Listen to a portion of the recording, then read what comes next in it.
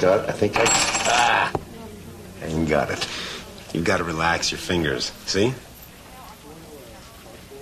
Oh. Try it again. You're too tense. Yeah, I wanted to do it for the kids next week. Well, don't worry. If you can't do it, you'll have your trusty assistant Jimbo by your side. I am counting on you for that. Oh, listen, don't forget to bring the medallion, too. Yeah, the Magic Citadel, the Magician of the Future. That makes it official. I'll have it with me. I wear it every day. Wouldn't they laugh if they knew that their Magician of the Future was a janitor? Listen, you're the best there is, Jim, and we appreciate it. The good thing about a job like mine, at least I get to go home the minute I finish a long night's work. Hey, I'm out of here in a few minutes. I'm just waiting for an X-ray to come down. Go home and get some sleep. Well, actually, I'm going to hit the beach, do a little surfing. It's a beautiful morning to get in the water, and it beats going home to an empty house. You know, Jim, I'm surprised you didn't get married. I think the girls will be lined up around the block. Oh, thanks. Never met Ms. Wright, I guess. Well, keep on working on Miser's Dream, and after you master that, I'll teach you the floating ball of flame. The floating ball of flame? Don't worry. It's not as dangerous as it sounds. Hey.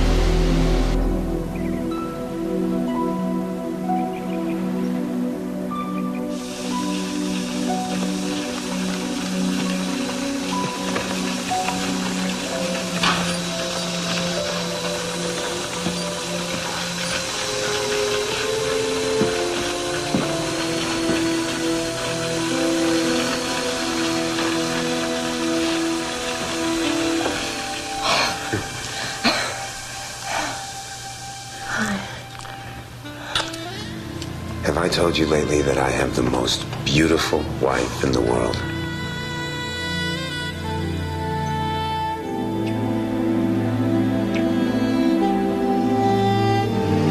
Said he's gone off on binges before. How long do they last? Oh, just a couple of days. Don't worry about it. He'll be back. Well, I've already got a cramp. Oh, just relax, will you? Dad, you know I hate this. Hurry up, will you? It's cramped. And dark. Okay. Come on, Dad. No, it's all right. The chain and the lock are rigged. They just pop right off. Dad? Yeah, that's funny. Dad, this isn't But funny. hang on, we needs a little oil. Hey! I'm getting the keys. Get out of here. Dad! Help! Wait a minute, I gotta Let get. me out. Hold on. Dad, I got to please. All right. Dad! Get me out of here! Help! Just hang on. Dad! Oh. Dad, please!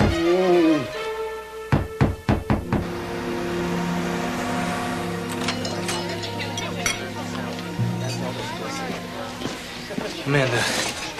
The janitor. Jim Briggs. They just brought his body into the morgue. Oh, my God. They found him washed ashore near Sunset Cove around 11 a.m. I guess he was pretty banged up. I can't believe it. He was so full of life. Maybe he still is. Jim?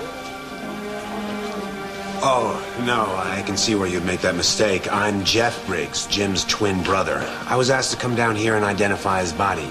You're Dr. Bentley?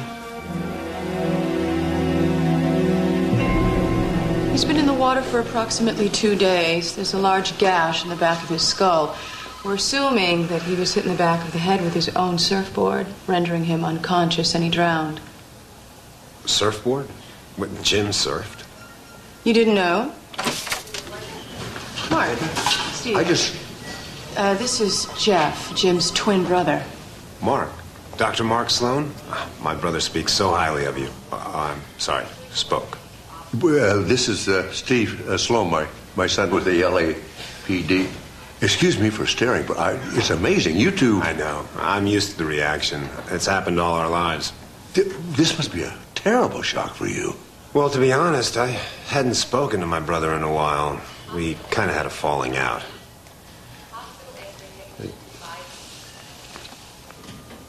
It's strange. Losing a brother is hard, but when you lose your twin, it's like looking at your own death. I wonder if I could ask you a few questions, Mr. Briggs, about your brother. Sure.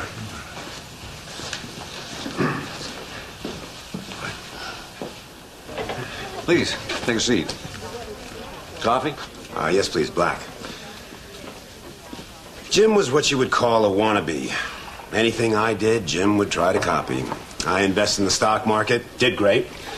Jim invests, loses everything. I start my own successful music management company.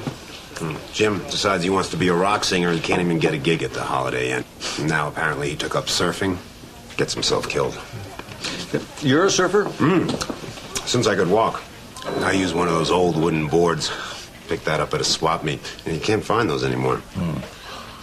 Where do you surf? Oh, Zuma, the Rincon, Point Malibu probably has the best waves. Point Malibu. Where did they find Jim? Oh, don't tell me. I don't want to know. Look, 3 years ago, Jim came to me and said he needed to borrow $12,000 to cover some gambling debts. I'd already loaned him close to 30. He said if I didn't help him out, some goons were going to chop off his legs at the knees. I said no. He walked out of my life. It's funny. On the slab in there, I noticed he still had his legs. Excuse me. Sloan here. All right, I'll be right there. We ran a check on the plates. It belongs to Jim Briggs. It's time-coded. 7:30 a.m. Tuesday. It's been here 2 days. Where'd you say the body washed up? Right over there, about 100 yards down the beach. You sure? I was the first detective on the scene.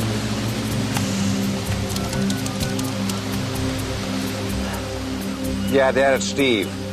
I think we got a problem.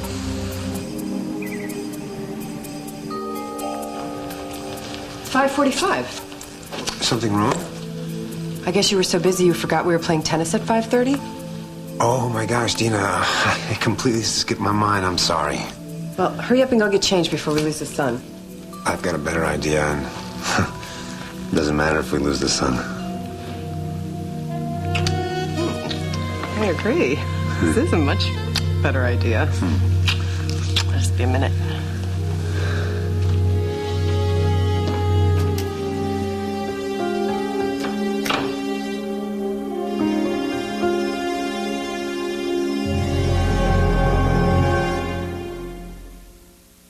Talking was last week, when I told you about the problem, Jeff. Asia, please. I'll fix it, okay? Damn straight you'll fix it. Or you can kiss this multi-platinum booty goodbye.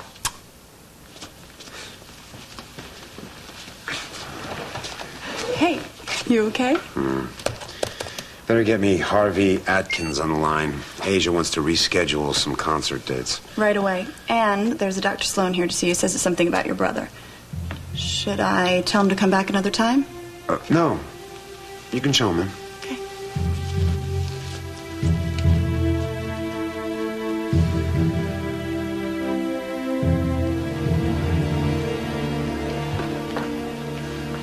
Was that Asia? Oh, I'm afraid so. Well, what can I do for you, Dr. Sloan? I was going through Jim's locker at the hospital, and I found this. I thought maybe you'd like to have it. I'm not really interested in magic tricks. Well, I would thought maybe just for the sentimental value. You keep it. Or give it to one of the children at the hospital. Excuse me, I have some pressing business. Oh, yeah, I understand. You know, there's one problem maybe you could help me with before I go. A problem? Yeah, it has to do with ocean currents, at least as I understand it. Now, here's the California coastline north of Sunset Cove. Now, here's where Jim's car was parked, and here's where his body was found, washed ashore. There's about 100 yards there. Dr. Sloan. Now, the ocean currents of Sunset Cove flow northward, see? No, I don't really. Well, see, it took 2 days for Jim's body to wash ashore. Now, if the currents are flowing northward here, it would have been impossible for his body to wash ashore so close to where his car was parked. It should have been way up here, at least. Well, maybe he surfed at Sunset Cove for a while and then saw that the waves were better down south and paddled down there. You mean like down around here? Exactly. Yeah. That'd be Malibu, wouldn't it? Yeah. I understand that's your favorite surfing spot. Who told you that? Your wife. She said you were out surfing the morning that Jim drowned. When did you speak to Dina? Oh, about an hour ago. I had to find out your work address. She was very helpful. Ah. She said that you went out that morning around 8 a.m. Now, the parking ticket on Jim's Jeep was time-coded, and it said he parked there at around 7:30 a.m. No kidding. Gee, I wish I had seen him. Then maybe I could have saved him from drowning. But then again, with all the eddies and currents along the coast, it'd be pretty difficult to say where Jim drowned, wouldn't it?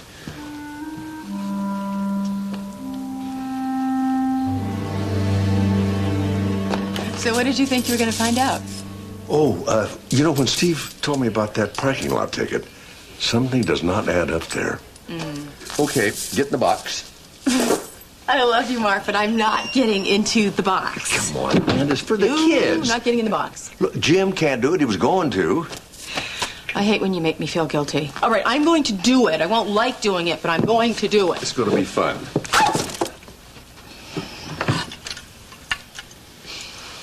Oh, sorry. Okay, listen, you better take the necklace off. Well, I had an assistant wore a beautiful necklace. It got caught on one of those levers. What? Oh, just give me the necklace.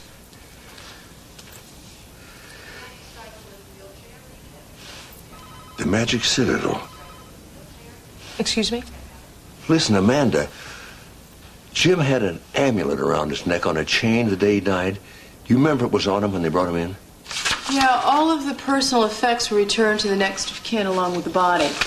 Now, the autopsy photographs here. See, he was definitely wearing the amulet.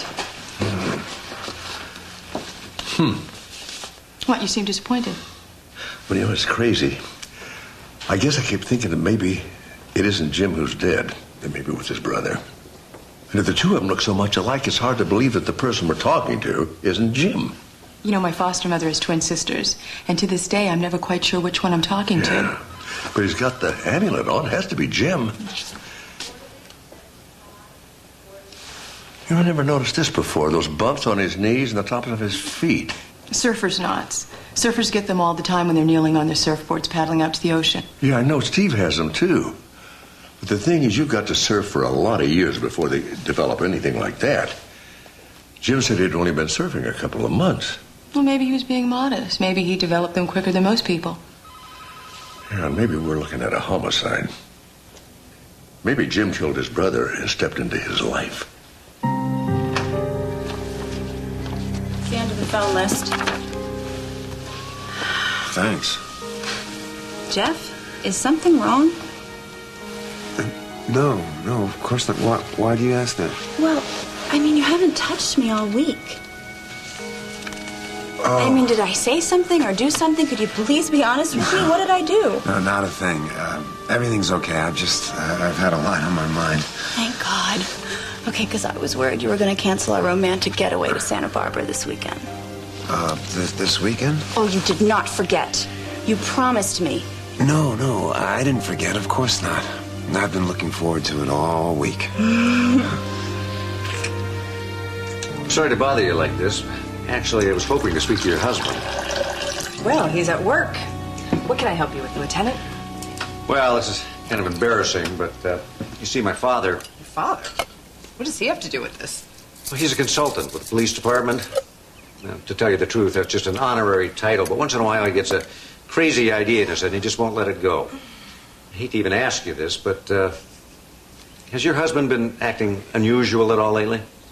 Unusual? Like, has he been acting differently? His moods, his habits? Does he seem like a different person? No. I didn't think so. See, my dad's got this idea that your husband Jeff is, well, actually his twin brother Jim. What?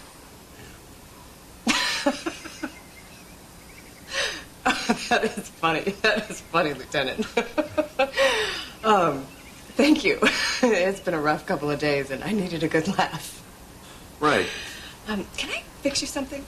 Drink or... No, thank you. Well, You can tell your father that woman would know her husband wasn't really her husband, if you know what I mean. I've been trying to tell him that. I was really hoping your husband would be home. Listen, Lieutenant, if you think something strange is going on, maybe I can help. Jeff just bought a bottle of scotch last week, and he's the only one in this house who ever drinks that stuff. So why don't you take it? It's on the bar. His fingerprints must be all over it. Must be some way you could check that, right?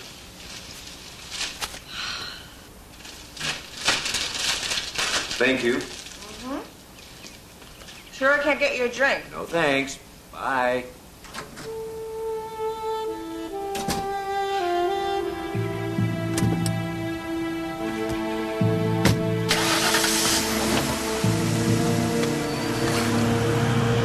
The police were here?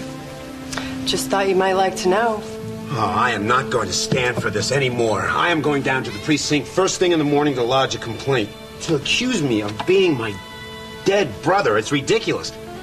You know what they wanted? They wanted your fingerprints. Excuse me? Oh, you don't have to worry. I gave them a bottle Jeff bought last week. And that's whose fingerprints they're gonna get. Jim.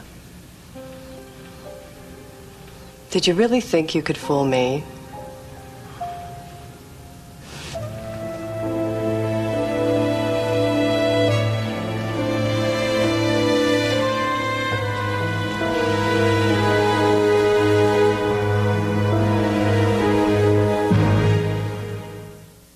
How long have you known?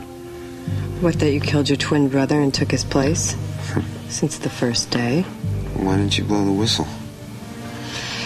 Jeff wasn't a very nice man, you know that. I guess I thought... What, that he treated me better than he treated you? Well, he didn't. Lately it had been so bad I decided to file for a divorce. In fact, I had an appointment with the lawyer the day you came home from the beach and kissed me. First I was curious to see what you were up to, and then after the first couple days, I realized after all these years I've been married to the wrong brother. I thought you were being so terrific to me because you thought I was him. I do have to ask you, though. Why? I didn't want to kill him, but...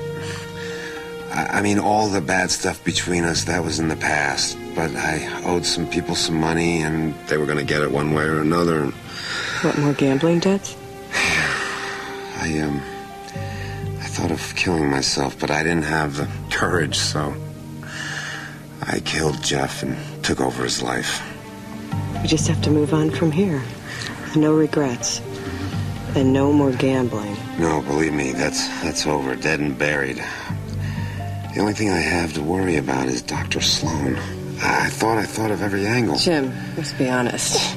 You're sweeter than your brother, and you are much sexier, but Jeff was the smarter of you two. What, you're saying that he could have pulled this off? What I'm saying is that between us, we can pull this off. And we roll it, and we roll it until it gets nice and soft and warm, and there it is in one of my drawers.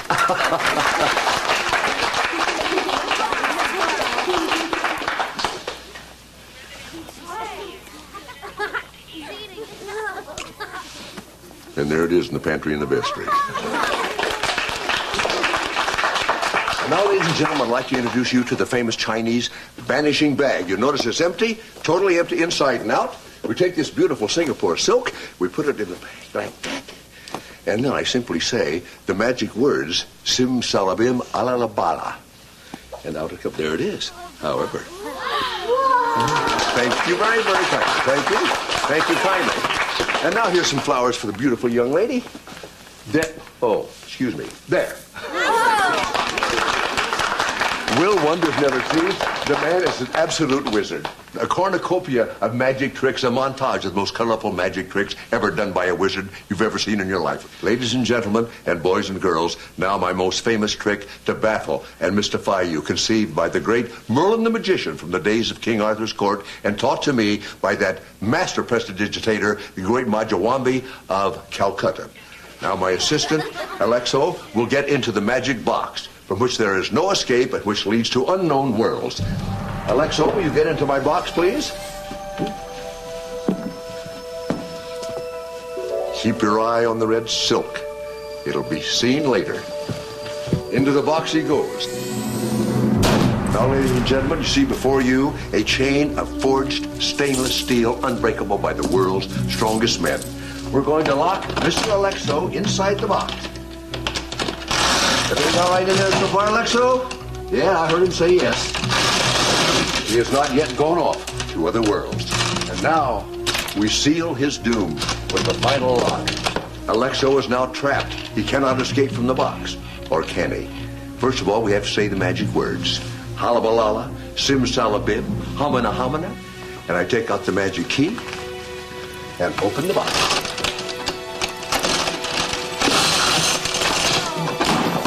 And simsalabim. I invite the audience to come up and check.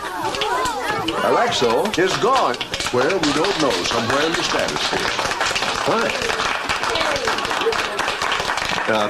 Sorry, Dad, I didn't realize. Well, that's okay. What's up? The fingerprint report came back. The prints belonged to Jeff. Oh, I thought sure I was onto something. Well, how are we going to bring Alexo back? Shall we say the magic words once again? Halabalala, simsalabim, hamana hamana. And presto changeo. Sorry, Dad. I don't think he's coming back. Well, I guess we can't cut him in half, can we?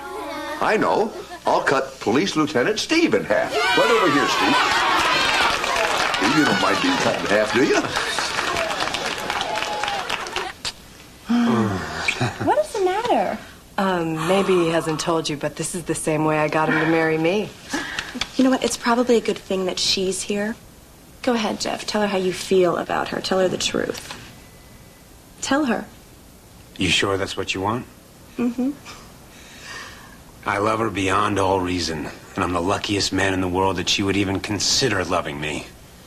You son of a... Terry, I tried to tell you, but you wouldn't listen. You are going to be so sorry for this! Oh.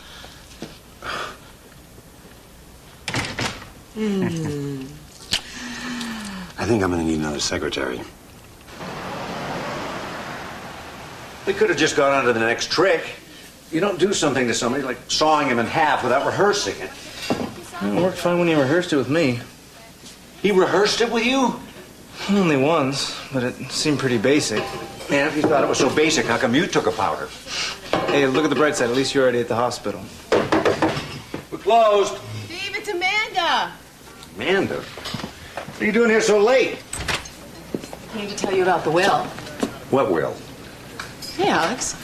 Mark had a hunch, so he asked me to snoop around and see what I could find out about Jeff Briggs' will. Oh, I heard about your accident. I'm so sorry, but how did he talk you into letting him saw you in half? Oh, probably the same way he talked you into snooping into Jeff Briggs' will. What'd you find out? Jeff Briggs had 2 sons from a previous marriage. The divorce settlement stipulated that he give 1/3 of his estate to each of his boys. Yeah, but you only leave an estate if you're dead.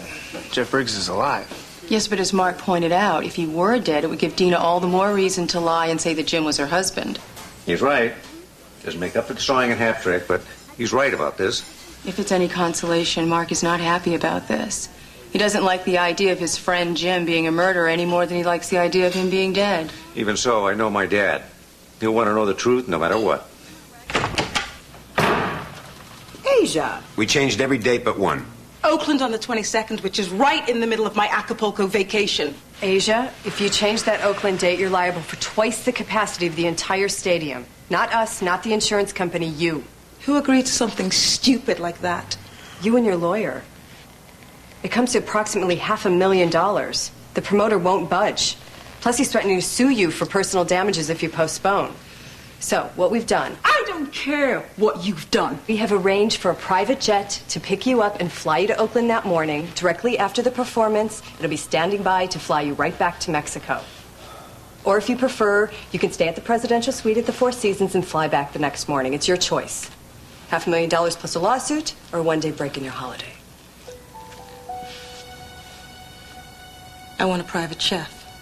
On the plane and on the ground. It's already been arranged. My hairdresser's gonna have to come. Booked her this morning. She'll meet you on the plane.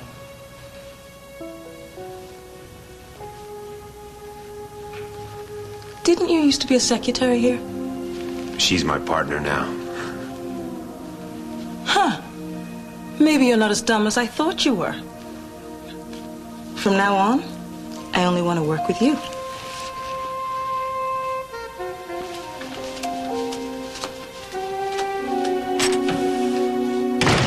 You were terrific.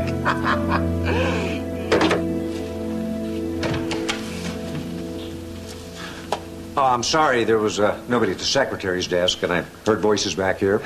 I hope you've come to return my bottle of scotch. As a matter of fact, I have. And while I was here, I thought I'd get another set of fingerprints. It's not too much trouble.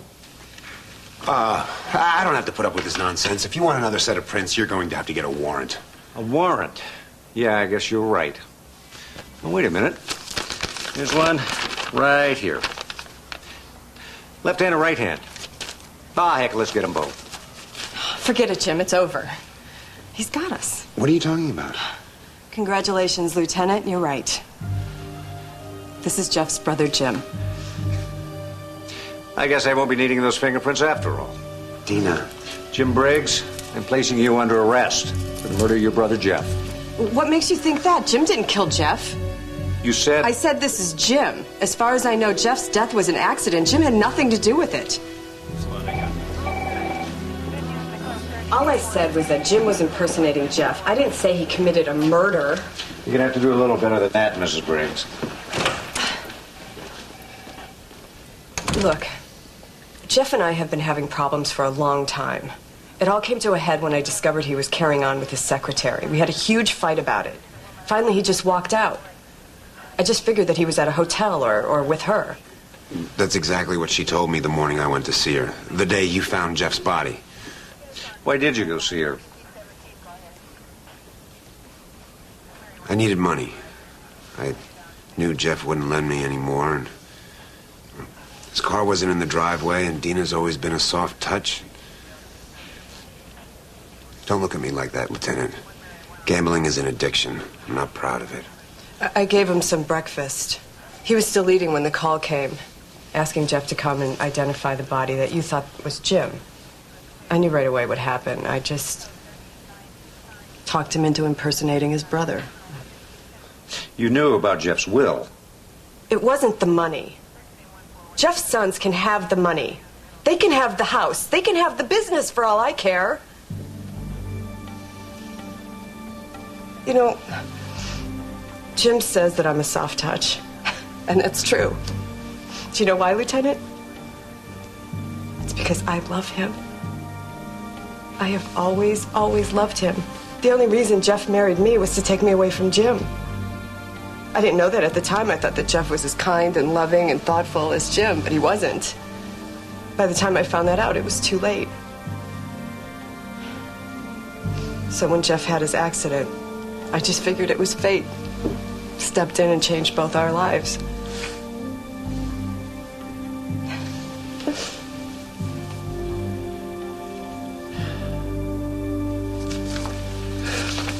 You know, that still doesn't explain why they had to pretend that he was Jeff. You know, if they loved each other so much, why didn't they just tell the truth and go get married? No, she said she didn't think they were hurting anybody.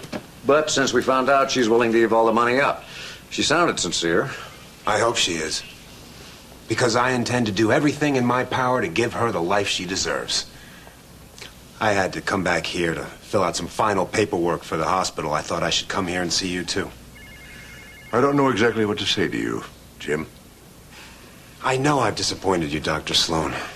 Disappoint's putting it mildly. Well, please, let me try to explain. It's true, I've always envied my brother. I always thought that if I could just catch a break, I could be as big a success as he was. I thought it would never come. Well, this is my big break, Dr. Sloan. You understand that, don't you? No, I'm afraid I don't. I'm sorry to hear that. Our friendship always meant a lot to me.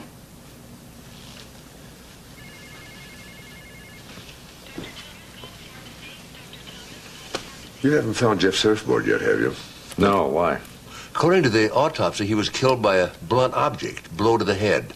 Now, if that was the surfboard, it might have some fingerprints on it. We still have to find it. Yeah. If you don't find something soon, Jim's going to get away with murder.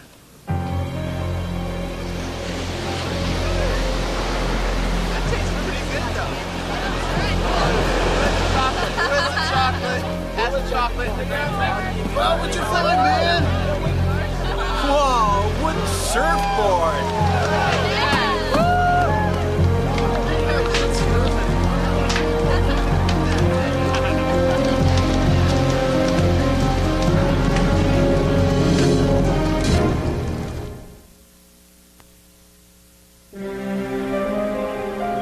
There's still a cop out there watching us. Oh, they can't keep it up forever.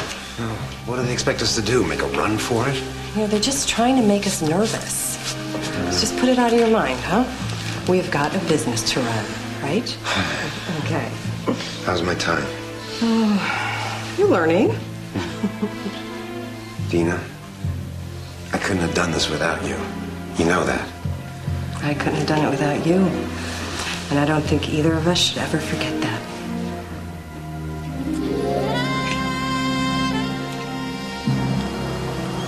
Canvas, everyone? Yeah, every surfer I could find. Still no witnesses. Still no surfboard. Hey, is it true what I heard? The DA's office won't even prosecute him for fraud? I mean, they were keeping money from their rightful heirs. It's barely been a week. Besides, they never filed a claim. DA says he'd never get a conviction. Yeah, he's probably right. Thanks. I'm sorry I wasted your time. No problem. Wish I could have turned something up.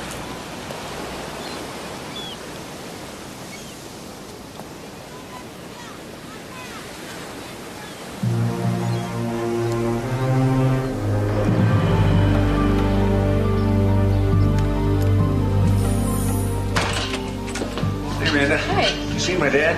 Yeah, he has his infectious disease class today. What's up? I think we may have gotten our break. You found the surfboard. Better, I found a mistake. A big one. This is bordering on harassment, Lieutenant. We're trying to run a business here, and you keep interfering with our lives. We haven't done anything illegal. Why don't you just leave us alone? Sorry to call you down here like this, but sometimes questions pop up and we need answers. I'll try and make this fast. What do you want to know? You told me you didn't know that Jeff had been dead for 2 days. That's right. We found out when we got the call from the hospital. Well, maybe you can explain why we found Jim's beat-up Jeep in a parking lot at Sunset Cove. I don't understand. Well, if Jeff did die in his usual surfing spot, the Point Malibu, and then the current took his body up the coast to Sunset Cove, why was Jim's Jeep parked there instead of Jeff's SUV? It's really very simple. See, once we realized what had happened, we picked up the SUV and left the Jeep instead. We figured that's where the body was found, so that's where the Jeep should be. We thought that was the logical place. Of course, we didn't know about all that tidal action before we screwed up, that's all. I can understand that. Now, maybe you can explain this for me, too.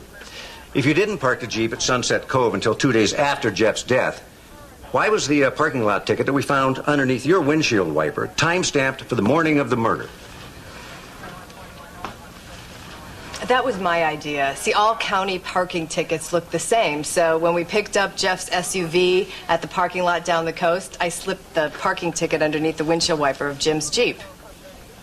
I guess we just made a mess of everything.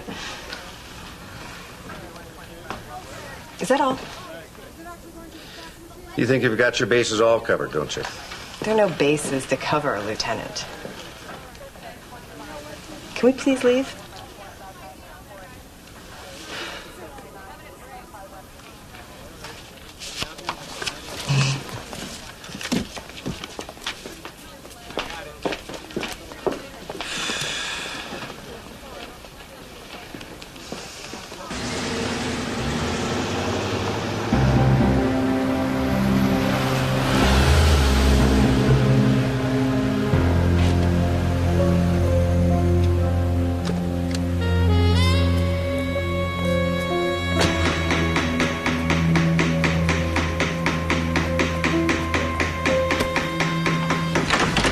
What the hell are you doing May I here? come in?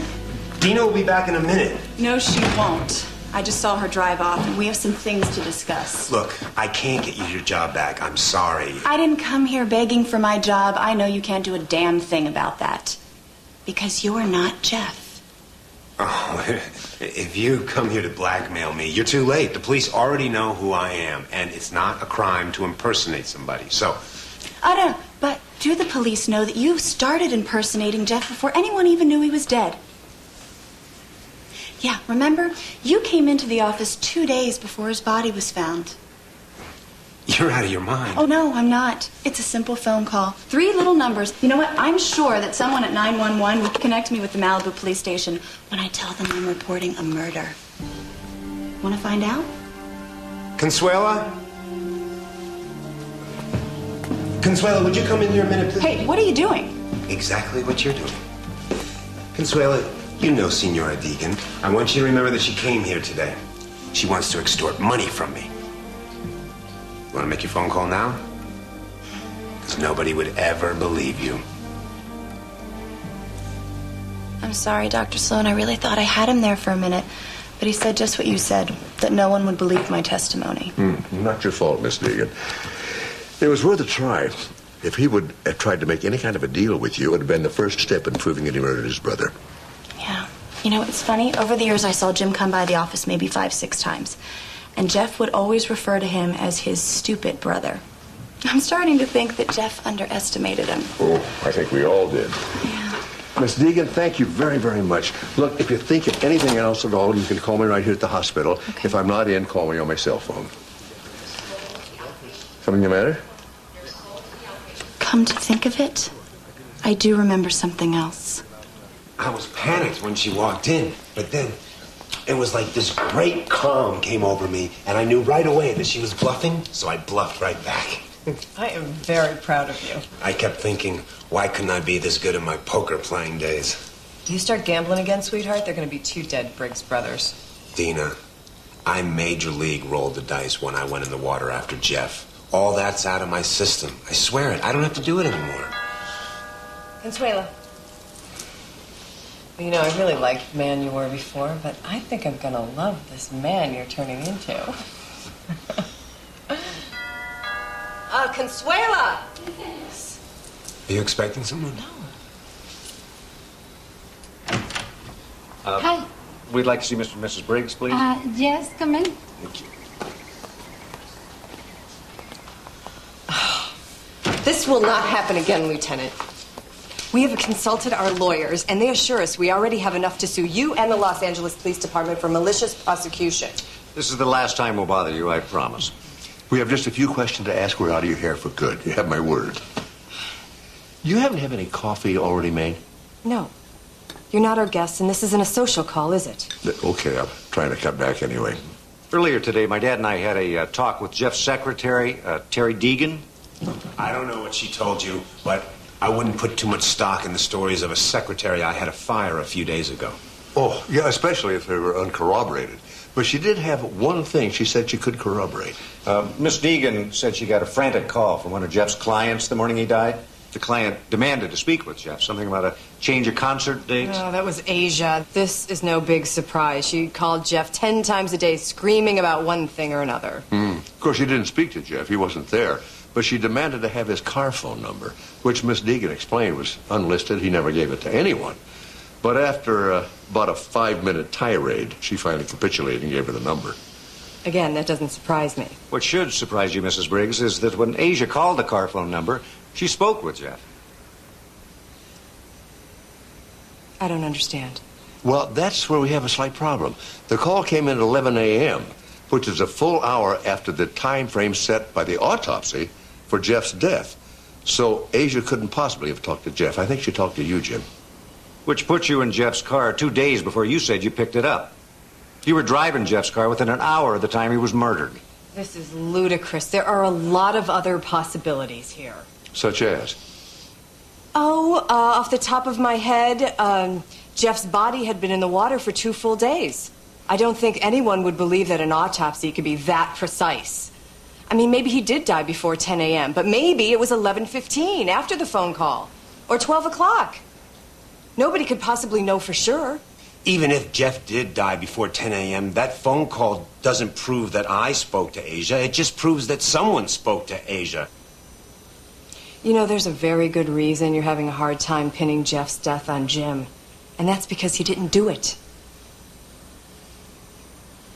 Now, I would appreciate it if you kept your word and never bothered us again.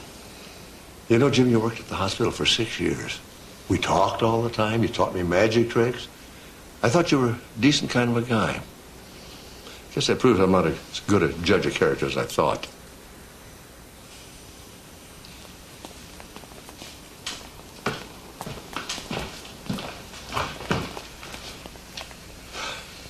Oh, Amanda told me she gave it back to you, the amulet. Yes, with the effects. You know, that amulet must have some kind of magical power. No, Dr. Sloan, it's just an ordinary piece of metal on a chain. Then how do you explain the photographs? Photographs? The autopsy photos of Jed.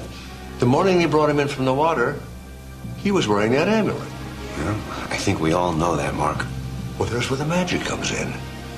If you didn't murder Jeff that morning, how do you explain the fact that that amulet suddenly appeared around the neck of a dead man?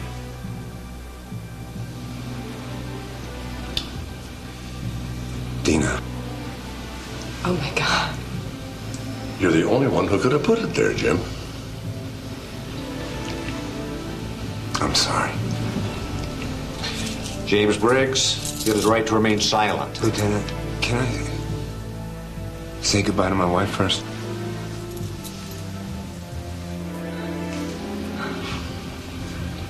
Dina, the last few days they've been wonderful. I wouldn't trade them for anything in the world. I love you. I love you.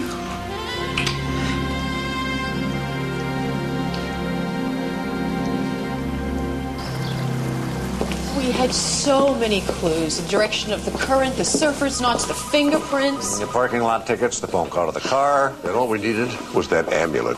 And it was staring us right in the face the whole time. I don't know how we missed it.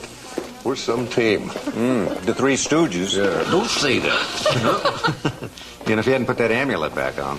Oh, old habits die hard. Sure do. Speaking of which, I have some time off, and the surf report said there's a big swell coming up. I'm going to grab my wetsuit and my board and catch some waves. Listen, be careful out there. You know the currents are running south to north. Right. Right. Take care of those surface knots. You want to see something? Yeah. Watch this. Hey, you got it. The miser's dream. Is that slick? Watch this. Good. Oh, you got it. Well, I'll pat it. All right, let's try again. Just relax. Yeah. Well, that's, yeah. See, I get all... Come on. Excuse me, Excuse us. got a silver dollar under there. You get it? Okay, they're hard to come by. That's the real thing. Yeah, try Okay, again. you ready? Can you believe that?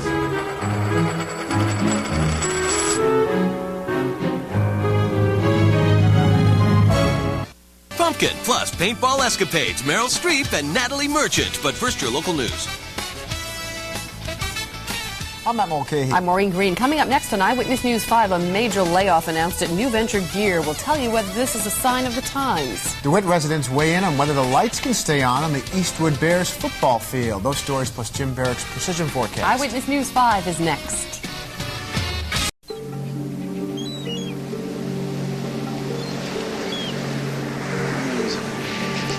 So give him the hold.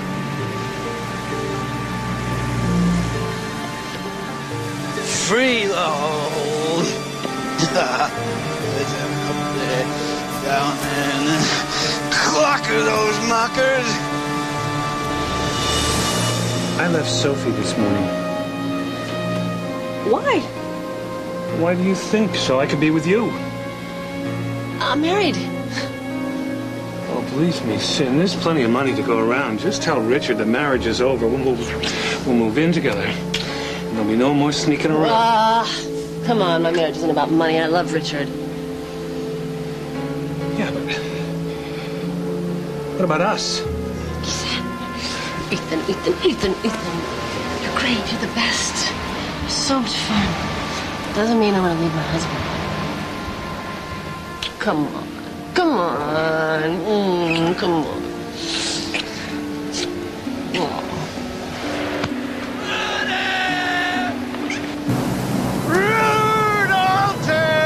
Cynthia,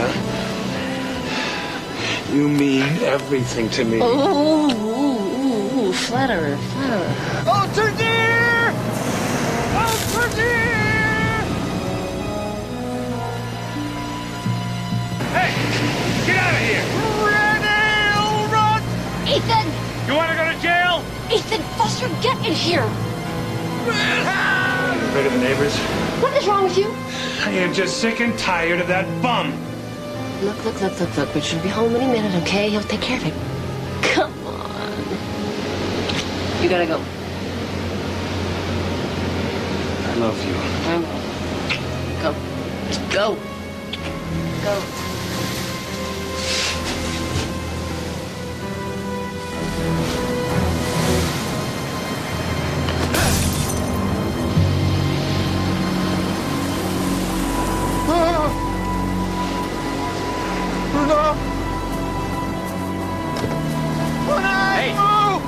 Hey. Sorry, buddy, but you're gonna have to take it somewhere else, okay? I'm Guru Roy, Diane. Well, Roy, you're gonna have to find a better place to camp. No. Look, I'm really sorry that you're creating a problem. No, you're enriched. I'm not even a boy named Sue, okay? Father Seton will kill you. Don't threaten me. Hey, Father Seton will kill you. That's it. Stay away from my house, all right? Father Seton will kill you. Come on, man. Come on. Okay. Let's go. Father Seton. I'm not Enrich. Good. What is your name? Sol Agnew Gore. 2 vice presidents and bipartisan to boot. You know, I'm impressed. Has a doctor ever put you on medication? Jesse, could I see you for a minute? Get out of my head! George? Help me.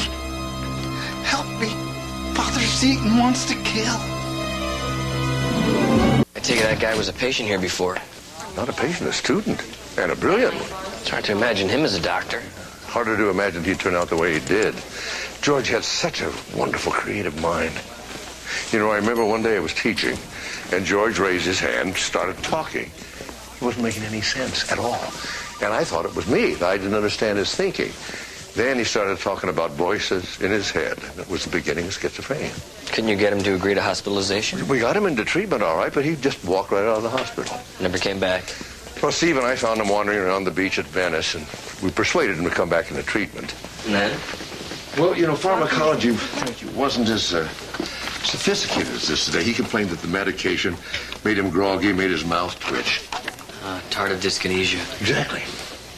And you couldn't get a 5150? Well, he wasn't showing any violent symptoms at all, so we couldn't hold him involuntarily. So the third time he turned down treatment, we had to let him go. Couldn't do anything about it. Cynthia told me you left your wife. How's Elliot taking this? Well, he's 14 and furious. Are you sure you can't stick it out until he gets to college? I think it's too little too late for that now. Are you sure? Well, what about you? What about me? If Richard had a fling, would you forgive him? Richard doesn't have flings. No, supposing. Well, I guess you don't know the answer to that till it happens. It's not a worry, believe me. What about you? If Cynthia had an affair, would you forgive her? I don't know. I mean, I guess it would depend on the circumstances. I did the unpardonable. I fell in love. Wow. Is this woman in love with you? I thought she was. She's a happily married woman, this lady, isn't she? How can you possibly know that? Oh, well, see, now, a single woman would be thrilled to have Ethan's announcement, but a married woman would choose a married man because a married man is safe. Oh, great. So, to me, she's the love of my life. To her, I'm merely low risk. Yeah, but why would a happily married woman have an affair? Oh, come on. Change? A little excitement? Taste of the forbidden. Well, I must lead a very sheltered life, then. I'm not going to suggest you do what I did, Richard, but I gotta tell you, the sex was great. What are you gonna do now? Get on my knees and beg. Well, that's great. I think Sophie will listen. He's not talking about Sophie, are you? No, I'm going to tell my married friend that I love her so much. I'm willing to continue the affair on her terms. Well, she should tell you to go straight to hell. But when you say it like that, she just might say yes, Ethan.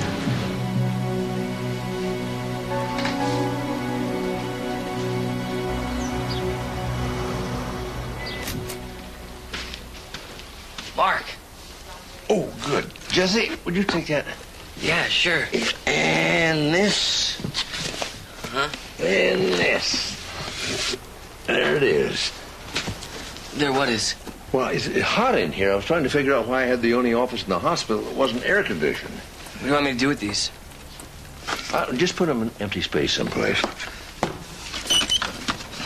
Oh, that steak. Uh-oh. That'll do it. What are these for? Oh, I found an old crossword book of mine, which is why I bought all these dictionaries last time I was trying to do them. Maybe I could help. You do crosswords? I've got one here for you. Try this on for size. Musician of many words, 8 letters. The middle 2 letters are D and H. Sondheim. Stephen Sondheim. Of course. I was trying to think of a syllable that started in DH. Like Dharma, the Hindu principle that rules the universe. That's right, that starts with DH. Jodhpurs? You're very good. It's just a quirk or a trick. I don't know. It's a talent I have, I guess. What faster than I am. Did you want something? Yeah. Dr. Burke said that George is stable and he's ready to release him. Oh, no. Yeah, so maybe you can go talk to him. Well, he's not going to listen to me.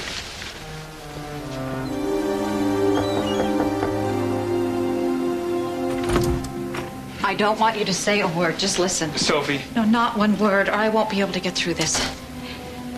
Elliot's a mess. He can't understand what you're doing, neither can I. So I'm making a one-time offer. Tell me it's over. Come back home. We won't ever have to speak of this again. What makes you think I want to come back? You have a son. What good is it going to do him to have a miserable father? Since when did I make you miserable? Since I found out what it's like to be in love. Who is she? Who broke up my marriage? What difference does it make? We never loved each other anyway. You married me? Oh, you bastard. I had money. You had looks. That's not love. It's just enough. I'm gonna make you pay for this.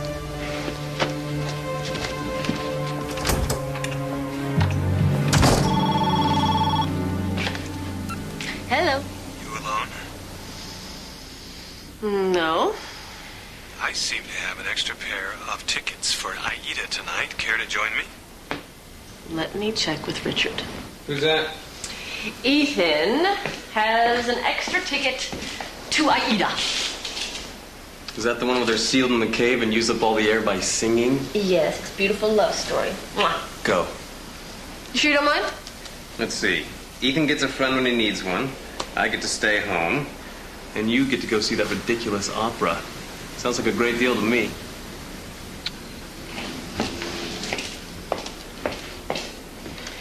We're on. He doesn't know a thing, does he? Nope. Say, listen, I have to be at the Beverly Hills Hotel. Why don't you pick me up there at 6? Yeah? I'll see you then. Goodbye. So the police didn't press any charges. They hardly ever do in cases like this. Then maybe we can have him arrested. What for? I don't know. Disturbing the peace. Well, he spent a couple of days in jail. That doesn't sound good to me. He's just gonna be back out on the streets again. If I can just get him to stay. George. No. You don't even know what I'm going to ask you yet. No. George, if you could just stay a few days, we can adjust your medication. No. You could have some clean clothes, nice bed. Maybe too late. Too late for what? Father Skeet is going to do something terrible. Sorry. Is that who I think it is? Yeah, George Lawson. Could have been a great doctor. One-eyed mule. Alien jumping!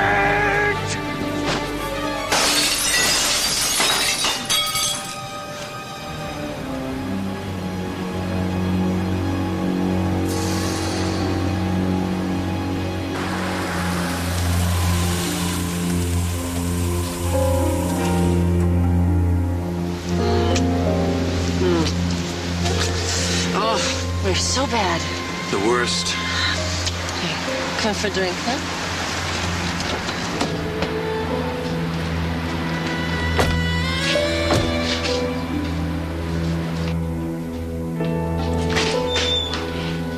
Richard, even with us. What is that? No. What is that? Come on, I'll call the cops. Come on.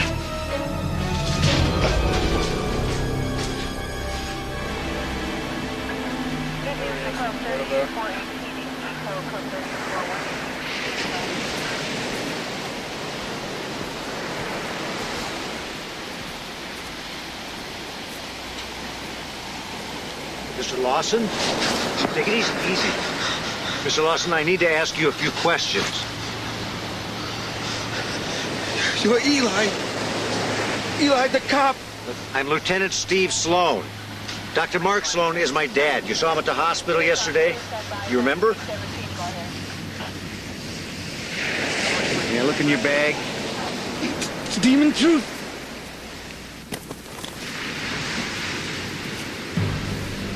Are these yours, Mr. Lawson?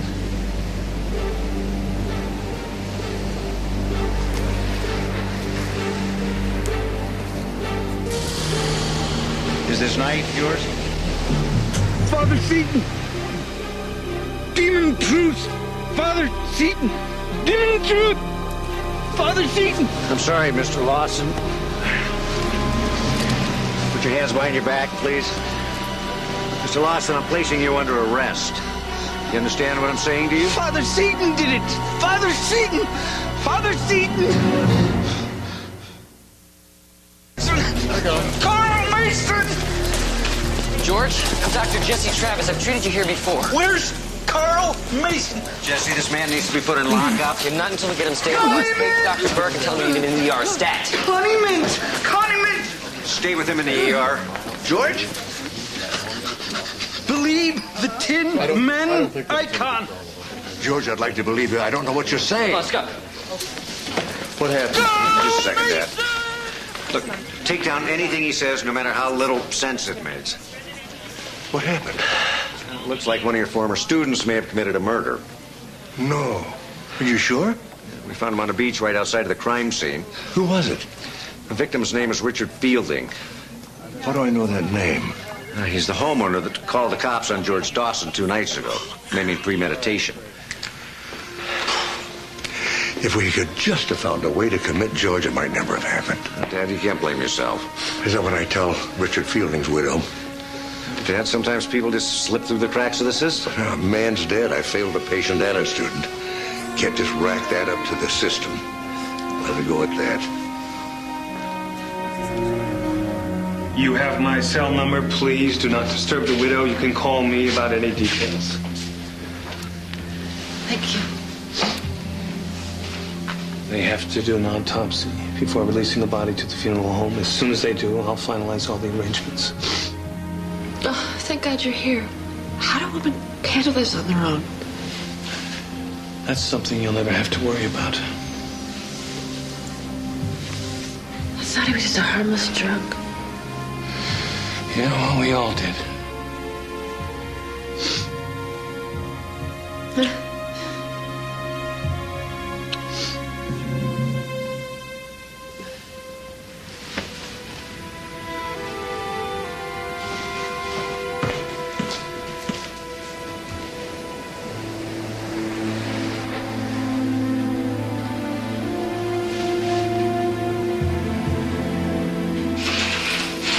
George, you know what happened?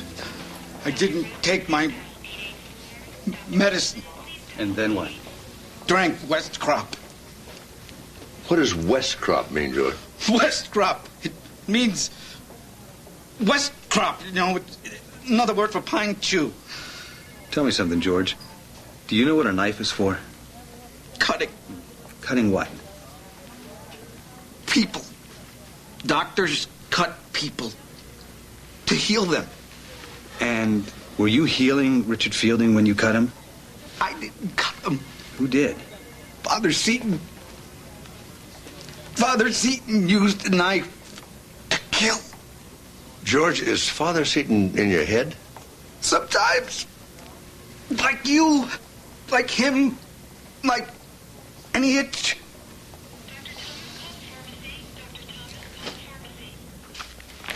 Hey, how is he? Well, now that we got him on meds, he's stabilized. Well, bad news is, since he's stable, he can be moved to jail. Jail? He should be institutionalized. Yeah, well, that's the worst news. George just admitted that he understands that a knife is a lethal weapon. So by today's standards, that means he can be tried and found guilty of murder. Whatever happened to not guilty by reason of insanity? Well, that went out when Hinckley shot Reagan. We're tough on crime these days. By any medical definition, George is a dysfunctional, disorganized, paranoid schizophrenic. By today's legal definition, George is sane. That's the craziest thing I ever heard. Yeah, well, crazy is neither a medical or legal term. What about George's own private language?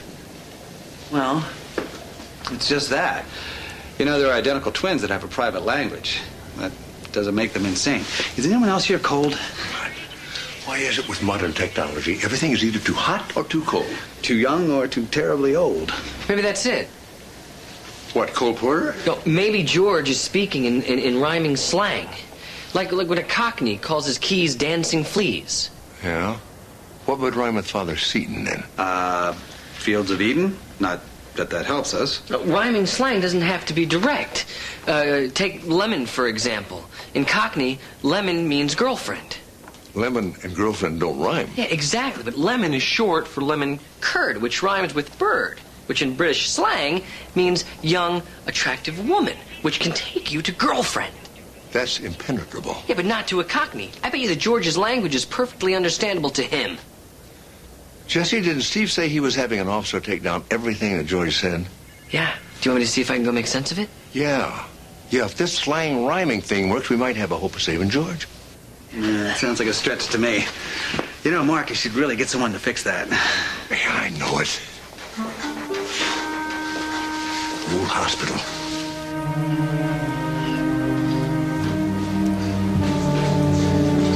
Mr. Foster, I'm looking for Cynthia. She's not home. Now, maybe we could come in and talk to you for a minute, then? This is Ethan Foster. He was here when Cynthia's husband's body was found. This is Dr. Jesse Travis. Hi. I was hoping I could speak with Cynthia for a moment. She's not comfortable staying here. I'm sure you understand. Yeah, of course. Do you know where she's staying? Yes. The address. Oh, Ocean Shores. Isn't that where you told me you were staying? What are you implying, Detective? Nothing. Did you get to the room next to yours? Actually, I found her an apartment suite in the luxury wing. Sounds like you guys were close. When my wife and I were living together, we were over here all the time. Yeah. Hey, that homeless guy, do you ever see him around here? Why? Well, you know, he seems to be saying a lot of things that don't make sense, and I've got this theory. See, I think that he's speaking in code, and if you or Cynthia can remember any particular phrases or words, then maybe I can crack it. The code, that is. And do what? Get him off? We're just trying to find out exactly what happened. We know what happened. He killed Richard. Now, gentlemen, if you'll excuse me, I have a long list of things Cynthia wants me to bring her. She must really trust you. Isn't that the definition of a friend?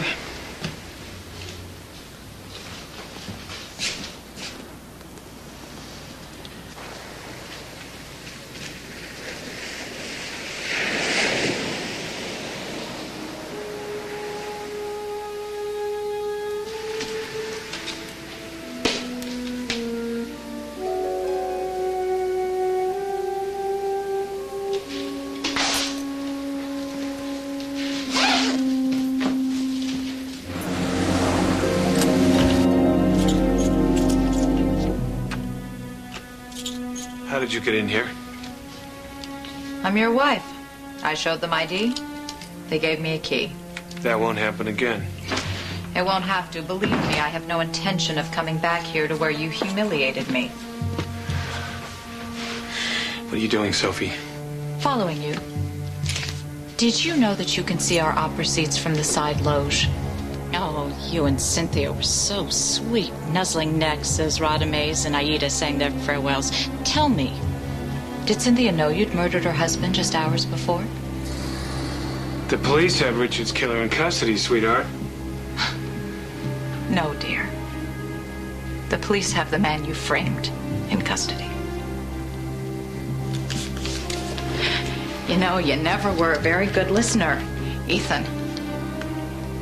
Now, I want you to try very hard to actually hear what I'm saying. I followed you from here. I saw Richard let you into the house. I saw you kill him. Why haven't you gone to the cops? We have a son. If knowing that you're a murderer has made me as sick as I am, and I am very sick now, Ethan, what would it do to him?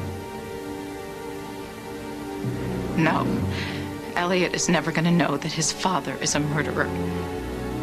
He's not going to have to live with that. That's a very wise decision. My silence comes with a price. That kind of undercuts the sanctimonious rage, but go ahead. You have my undivided attention. That's a first. Just tell me what it's going to cost. Everything. The house, bank accounts, the stocks your partners draw. Everything. Or else what? You go to the police, you do that, it'll be a media circus, go on for months. Is that what you want for Elliot? You said it yourself. He'll spend the rest of his life on a psychiatrist's couch. Are you really going to do that to your son? I don't have to go to the police. The only person I need to tell is Cynthia.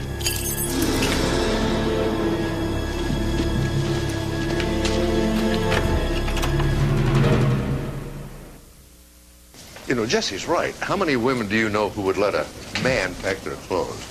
I agree, but even if there was something going on between Cynthia and Ethan, it doesn't mean... Hey, break it up.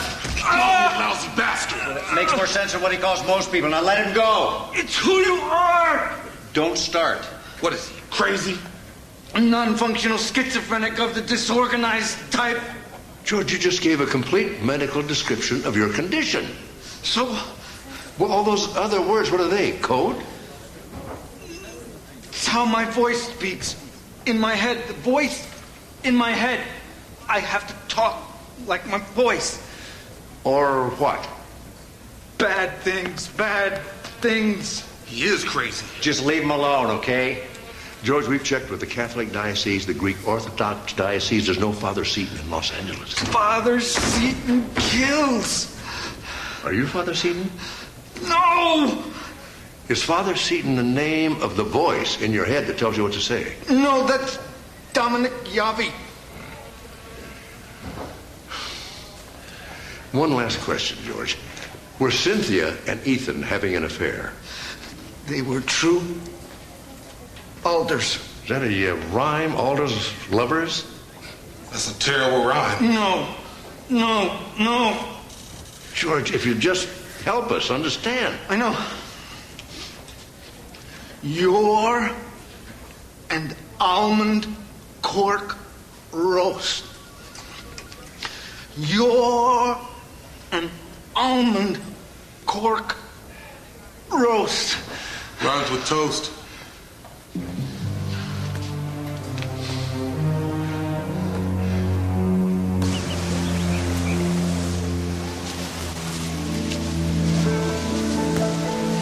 You all right?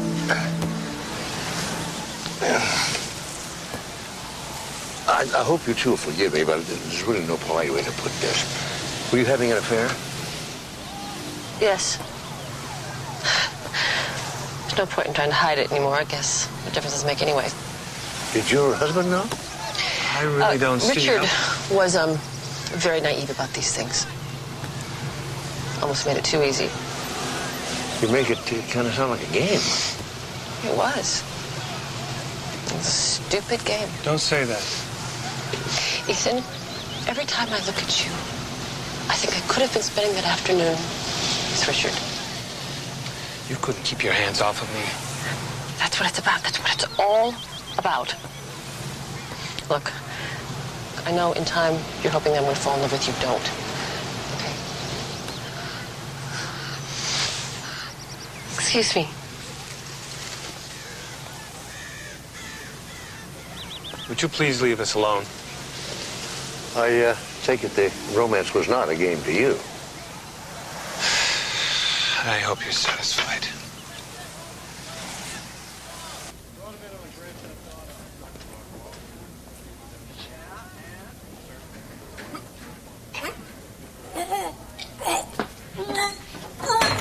Hi, Michelle. I've got to do an evil room machine.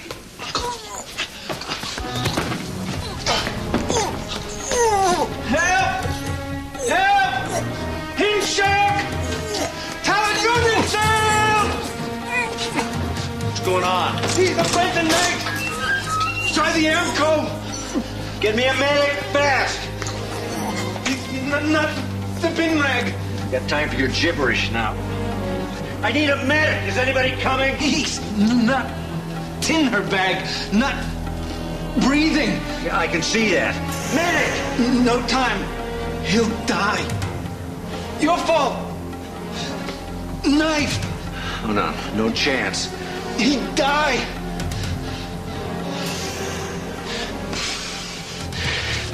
Hope I can do this.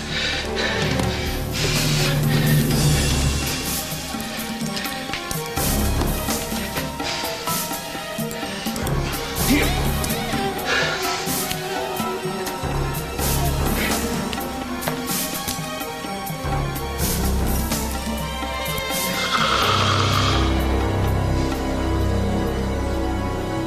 In the bar. Yeah. Guess we could all use a drink. Evil hell. Evil hell.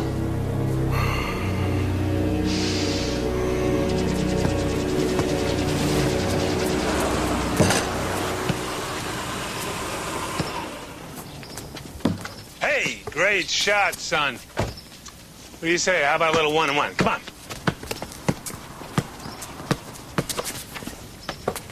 I missed.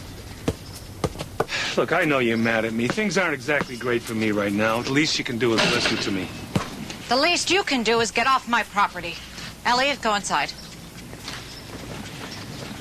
You gotta let me talk to the boy. You don't get it, do you?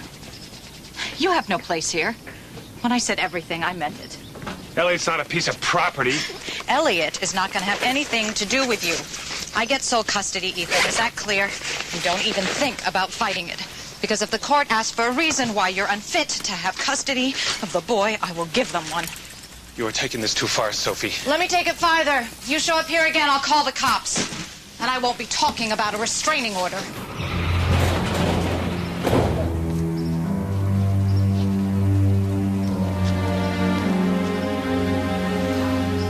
Dad, you still trying to fix that AC? Yeah, I thought maybe if I covered half this vent up, it'd work.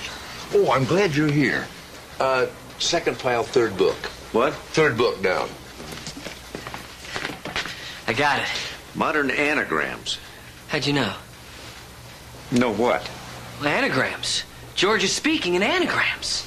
Anagrams? Yeah, anagrams. You know, when you take the letters from words and make other words out of them. Well, Mark said that George called him an almond cork roast the other day. So? So, I ran it through the computer. Almond cork roast. You can do anagrams on a computer? Oh, yeah. It takes the computer about 12 seconds, what it would take me hours to do. And what does your computer tell you that almond cork roast means? Dr. Mark Sloan. And Father Seton must be an anagram, too. Yeah, for Ethan Foster. George wasn't raving. He was naming the killer.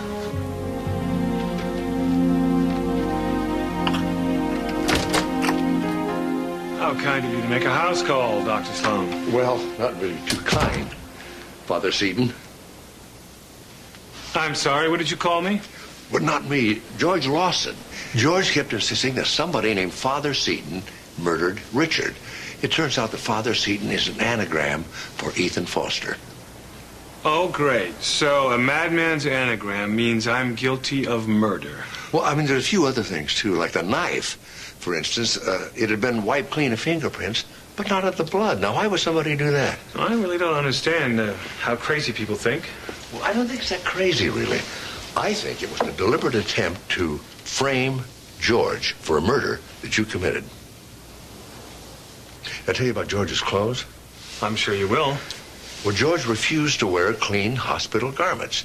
In fact, when he was arrested, he was wearing the same soiled clothes he wore the first time he was brought in. Well, clothes do make the man, don't they? Or unmake him, perhaps. See, George would have had to put on new clothes to commit the murder and then change back again. Now, that doesn't fit his delusional pattern at all. Well, try this. It's really uncomfortable to sleep in blood-soaked clothing. Well, isn't it odd that you would know that? And also, there's a question of the entry. The glass in the sliding door was broken, but the front door was unlocked, which led the police to believe that Richard had let the killer in himself, which is something he'd do for a friend, but hardly anybody he'd had a fight with 2 nights before. You know, so far, I've only heard reasons why George didn't do this. I haven't heard word one about me. You know, I had my son run your license plate through the computer records. And you got a parking violation that afternoon in Malibu. I promised to pay the fine. So I thought you were picking up Cynthia in Beverly Hills. Yes, I did that. After I left Malibu. Did you see Richard that afternoon in Malibu? I don't recall. Well, a neighbor might. You know, now that we know who we're asking about, the police are going to canvass the neighborhood. You sure somebody didn't see you on the beach that afternoon with George Lawson? What do you think they saw? You planting evidence. And, of course, forensics are going to re-examine the knapsack George was carrying, too. Is this supposed to frighten me? It really should. Because, believe me, the next time I knock on your door, I want to be with my son, and we'll be here to arrest you. And that'll be the last time that you open your own door again.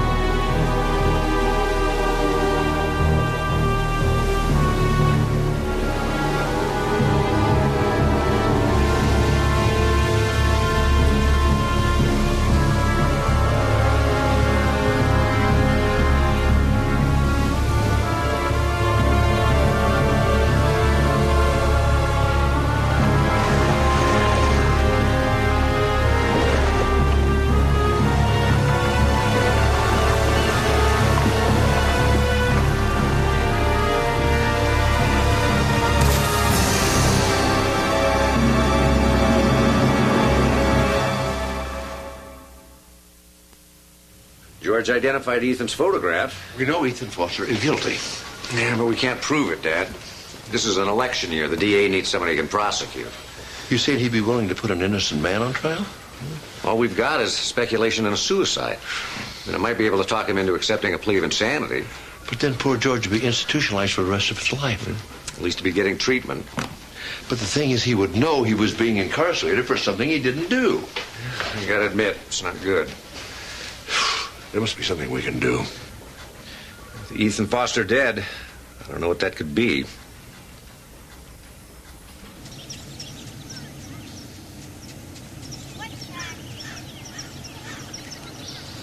They said I might find you here. Oh, God, Sophie, I just heard. Are you blaming yourself? You knew. And you didn't. I'm so sorry. A little late, don't you think? Yes. I feel terrible. Oh, you'll feel worse in a moment. You have to believe me, I never thought he would kill himself. Of course you didn't. Just like you never thought he'd kill your husband. What? Your lover killed your husband. Why? To be with you. Told you you'd feel worse. Ethan loved you so very much. This is a nightmare. What were you thinking? That you were having a harmless little fling? Yeah, that's all it was. Well, two men are dead, thanks to your little adventure. Your husband and mine. Oh, I bet it doesn't feel so harmless anymore, does it?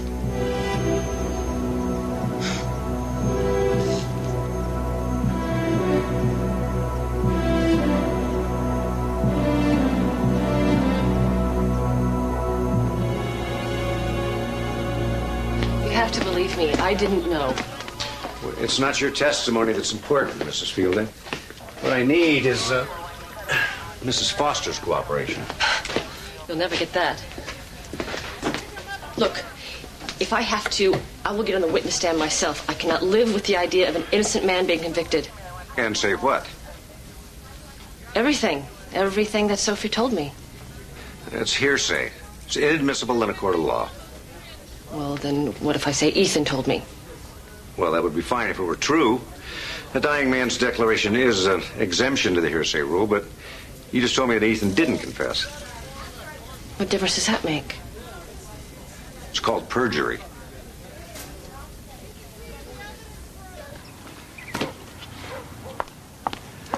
You sure I can't give you a hand? Oh, thank you, Dr. Sloan, but I can manage. You know, I think we should discuss this inside.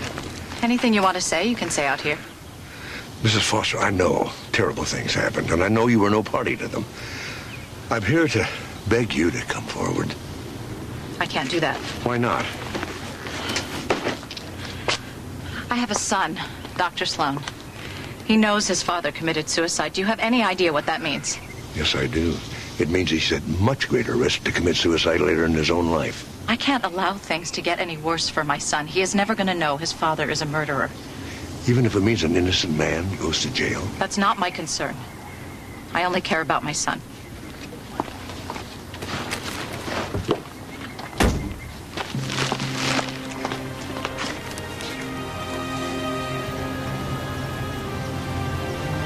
Hey!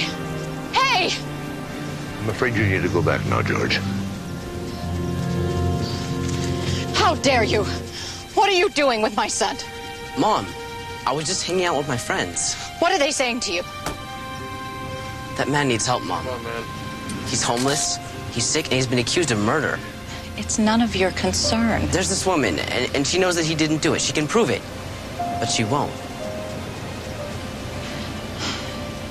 Did it ever occur to you that this woman might have her own reasons for keeping quiet? What are you talking about? What if this woman, what if she's afraid for her own child? I don't understand. What if she doesn't want to cause her own son pain? Mom, if I were that kid, I'd rather feel the worst pain in the world than discover that I was responsible for an innocent man's conviction. You haven't told him, have you? No. Told me what? Told me what? I hope you're right, that this is the right thing, Dr. Sloan.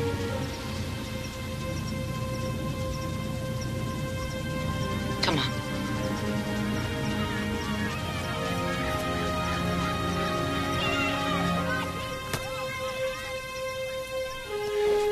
But you haven't seen Barbara himself? Listen, Cheryl, something just came up. Could you stand on alone for a couple of more hours?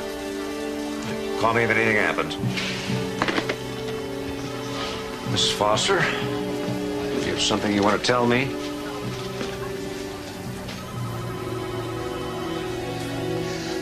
George, I'm going to try you on some of the new atypical antipsychotics. I want you to take those. If you just stay here in the hospital, we could monitor your side effects. No, it hurts. What, the new drugs hurt you? No, the Hale shot, you know, me in this place, this hospital. Oh, yeah, well, you once spent a lot of time in this hospital. That's why. You come and see me, won't you? And let me know how you're doing. You could come see me. Absolutely. Hey, Doc. Not you. The other doc. Me? Yeah, Dr. Demento. Thank you for saving my life. You called me doctor. Man, I don't know what kind of demons you've been chasing, but I gotta tell you, I'm real glad I got locked up with the doctor. Well, that's... What, George? First time I've been called doctor.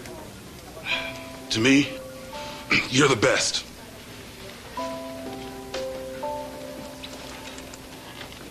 You, been released, have you, Brad?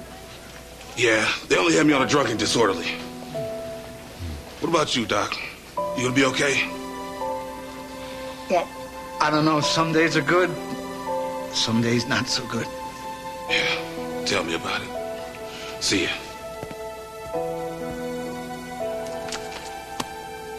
Doug Luck, Dr. Sloan. Speed dog. Doug Luck. Doug Luck. Good luck. Speed dog, Godspeed. Same to you, George. Doctor?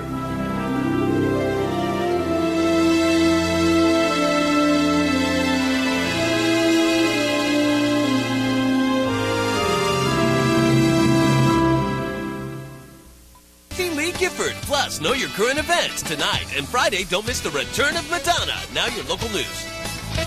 I'm Matt Mulcahy. I'm Maureen Green. Coming up next on Eyewitness News 5, breaking news from the campaign trail. George W. Bush admits to a prior drunk driving arrest. And as you saw earlier on 48 Hours, abandoned buildings can become fiery death traps. We'll let you know what Syracuse is doing about the problem. Those stories plus Jim Barrick's precision forecast. Eyewitness News 5 is next.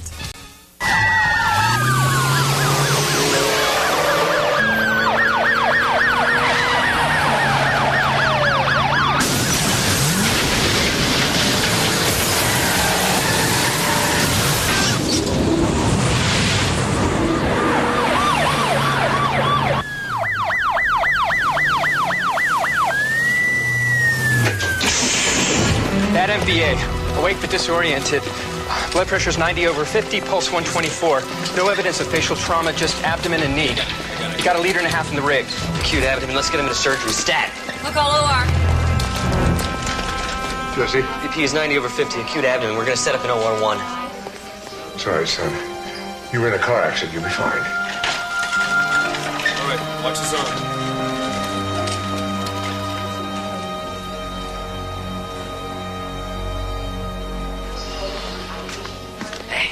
He's okay. He lacerated his spleen, but we were able to take care of it through the scope. Oh. You were in there so long. Well, you know, his right knee didn't look too good, so I figured as long as we were in there, we should scope it. So I fixed it. He'll need to spend a few days in physical therapy, but otherwise, he's going to be fine. I tell you, between the VIP nurse's treatment and the Demerol, he's going to get himself a good night's sleep. I suggest you go home and do the same. Yeah, I think it will.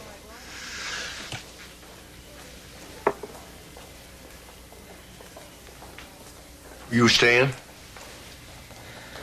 I just 1 cup of coffee. Okay. Yeah, well, I'll be going. Oh, hey, by the way, those are great-looking shoes. Yeah, I got another pair just like them at home.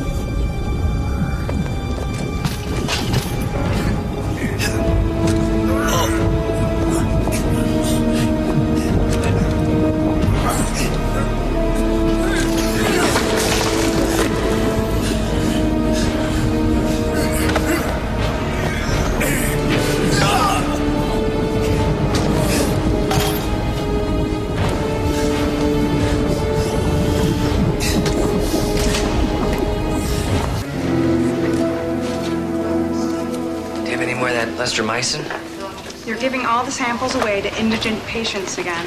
That's why you gave them to me in the first place. I thought I was supposed to be the salesman around here. You know, you never did give me an answer. About what? When can we have lunch? Tomorrow. Hey, you're on. Isn't that the drug rep from Zentex Pharmaceutical? Yeah, Robin Hilton. She's kind of cute, huh? Yeah. Did you check in on Steve? Yeah, he's still sleeping. Doing pretty well, though. Zentex is in the middle of some trials for a new cancer drug. Aren't they Lexamide? Yep. Didn't I hear that you invested a bunch in the stocks for Zentex? A bunch? On layman's terms, yeah, you could say a bunch. But the actual technical term is truckload. Well, Jesse, no offense, but isn't that just a little bit like insider trading? Insider trading? No, that's not insider trading. Let me get this straight. You take kind of cute Robin lunch, and you find out how the clinical trials are going on the new miracle drug. You determine how many truckloads of stock you're going to buy based on the information that Robin gives you. Now, isn't that just a little bit like insider trading? Not at all. No, not at all. First of all, pharmaceutical stock analysts follow the trials and report through the media. All right, so anybody with any interest in these trials can hear about them on the evening news. Well, that's right. Dan Rather talks about Lexamide every night. Secondly, we won't know the final verdict on Lexamide until the FDA announces it publicly. Until then, everyone has an equal chance to buy Zentex stock now or later. I'm just betting that the trials are going to be successful. Based on information you get from the drug rep. Yeah, and Dr. Hart, who happens to be a very good friend of mine. And, you know, besides, I follow up on all the patient's progress myself. It's not insider trading. It's more like standing on the outside, peeking in through the door trading. I need backup. There's been a murder. They were struggling over something, and then... Wait a minute, they knocked over a bottle of something. It was red or orange on that wall, right? They must have cleaned it off somehow. Steve. Look, the doctor had a knife. Look, I'm telling you, I saw them as clearly as I'm seeing you now. You sure it wasn't a dream? Look, the patient was in that bed. The doctor was fighting with him. It was no dream. It must have been the Demerol. What are you saying? I was hallucinating? Well, that happens sometimes. Post-op medications can interact. I had a patient who thought she saw a soccer game going on in her room. It seems so real. For what it's worth, Steve, nobody's been in this room since you were admitted last night. You just take it easy and take care of yourself and get better. I brought you a shaving kit and that Robert Craze novel you were reading. Thanks. Important thing is to get you off to physical therapy right now. We gotta keep that knee flexible. Knee? Oh, yeah, you tore a meniscus. Jesse had to fix it. You let him come near me with a knife? Just be grateful I took that sports medicine seminar in Denver last year. Grateful doesn't begin to express how I feel. You know, I could have gone to an asthma conference in Bora Bora. Yeah, but the skiing is not nearly as good there, huh? You know, you help a guy out, you make sure that he's gonna walk again, and this is the thanks you get.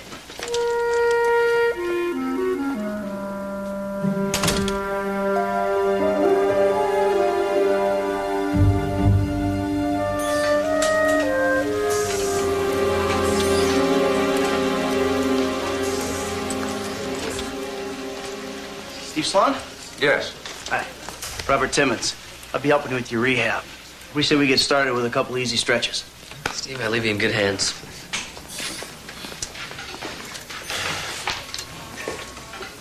I'm really sorry to tell you about your husband. It happened rather suddenly. I mean, I stopped in to see him around 8, and his vital signs were normal. But then at the next shift, I was on duty when he took a turn for the worse. I see. We gave him high doses of antibiotics. We couldn't turn it around. Well, I guess I better... I just wasn't expecting... Is there someone that we can call for you, or... No. Well, I guess I better make some arrangements or something. Oh, my coat. I left it in Edgar's room last night. I'll get it for you. Thank you. It's a red cashmere. Mrs. Wellers, I know you and your husband were having a tough time. I just want to say that. I know. He was so awful, wasn't he? You know, my Aunt Pongi always used to say, we all have a purpose in life, even if it is just to serve as a horrible example. I'm sorry. I don't know about that. Oh, I didn't mean you. I'm sure you did everything you could. Well, I guess I better call some funeral homes.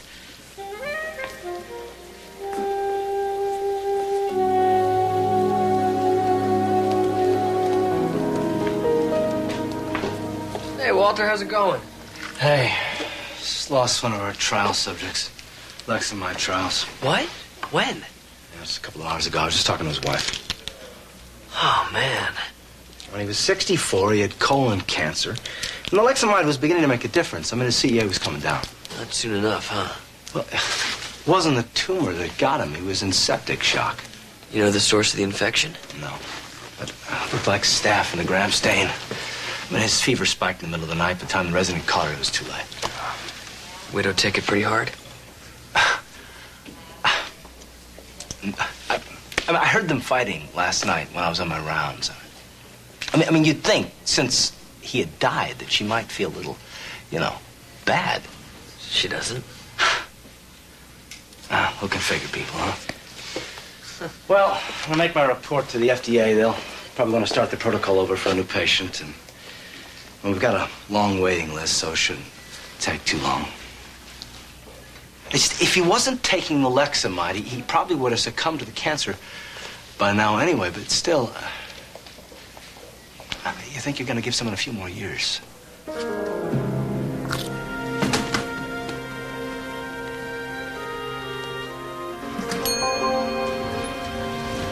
Tanya, would you send this to Dr. Sloan with one of my buck slips, please? Thank you.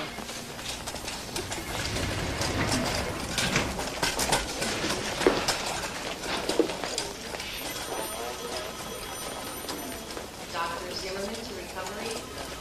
Dr. Zimmerman to recovery staff. Tanya, let me see Steve Sloan's chart again. Sure.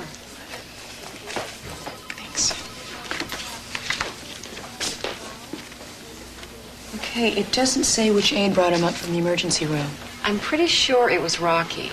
I need to talk to him. Do you have any idea where he might be? I'll check.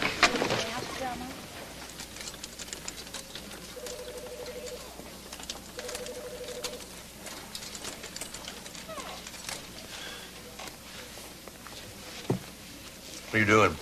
Oh, hi. Probably nothing. What's all that? Oh, I asked your captain if I could bring these over. These are your unsolved cases. Were you worried I'm going to have a little too much extra time in my hands? No, I got to thinking that maybe this thing you saw, the murder, the hallucination, maybe in some way it's related to a case you were working on, and that's why it was so real to you. You thought that if I took a look at some of my old cases, I'd realize which one was making me hallucinate. Maybe. Look, Dad, I appreciate what you're doing, but I didn't make this up. The man was killed in this room. He knocked something over when they were fighting. There was a stain on that wall. How about a John Doe strangled in Griffith Park? Two gang members in a knife fight. Yep. Well, according to the witnesses, they had their baseball caps on backwards. Now, a baseball cap on backwards could look like a scrub cap.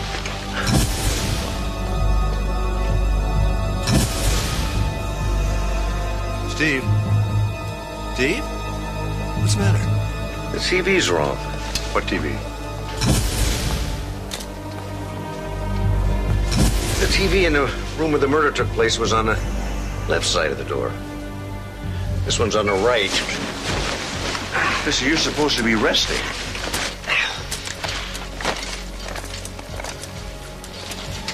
It's going to get better if you don't rest.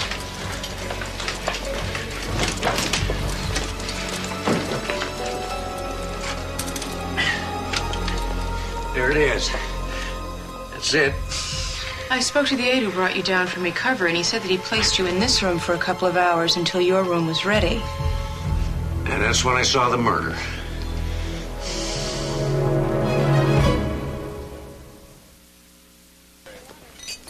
All right, just for the sake of argument, let's say there was a murder. No, Mark, I did the autopsy on Edgar Wellers, and he died of an overwhelming staph sepsis, a very resistant strain. No knife wounds. No knife wounds. Still, it's very strange. You know, Steve thinks he sees a murder, and in fact, a patient dies in that very room. And what about the betadine all over the wall? Hey, I spoke to Dr. Hart. What do you say? Well, apparently Wellers was in the middle of a pretty ugly divorce. She wanted him to break off the prenups, but he refused. And if they had gotten divorced, well, she would have walked away with a very small settlement. And now that he's dead... Yeah, she gets everything. You know, Hart also said that during his rounds last night, he heard the two of them fighting in Edgar's room. I suppose if they did get physical, one of them could have knocked that bottle of betadine against the wall. Guys, Wellers died of a staph infection. What time is my physical diagnosis class this afternoon? 4. Gives me plenty of time. Plenty of time for what? Oh, you wouldn't happen to have Mrs. Weller's address, would you? There is no harm in covering all the bases.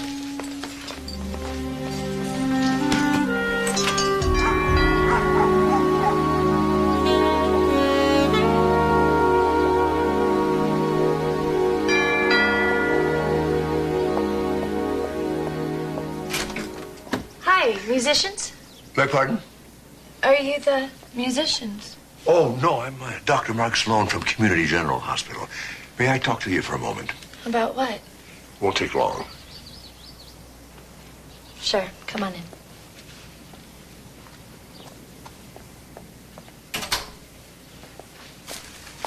I'm very sorry about your loss. Yeah, well, you know, try not to dwell on it. Can I fix you a drink? No, thank you. This is a little bit awkward. You were in the hospital, I believe, the night your husband died. Yes. Did you by any chance have a fight that night? My husband and I fought every day we were married. Why would the last day be any different? Oh. Do you think you threw anything at each other?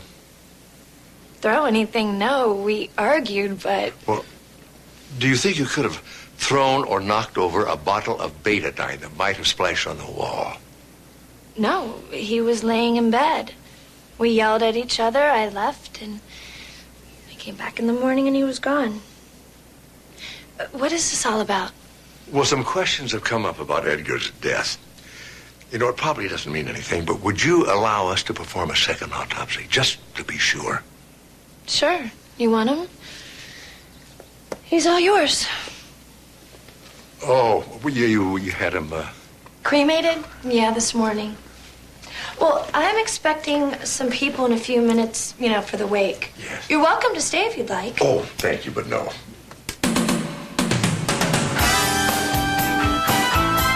Gracias.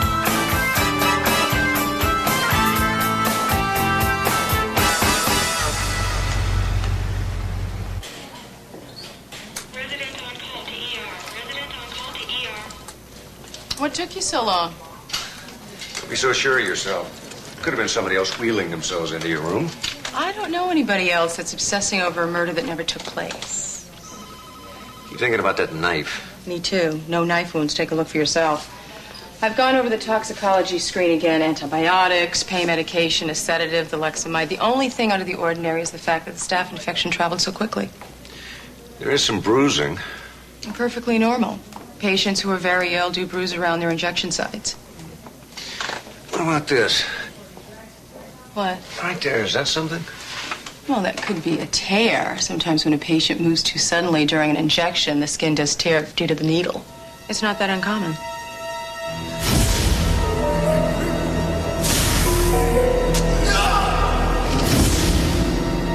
A syringe.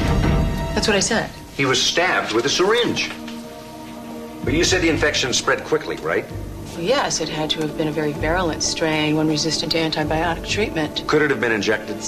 Look, here's what I think happened. The guy I saw in Weller's room injected him with a sedative that knocked him out, and then a highly concentrated dose of staph infection to kill him. So now you're saying we have doctors roaming the halls killing people? I'm not saying that. What are you saying? You have various strains of staph in your infectious disease lab right here. Who would have had access to them?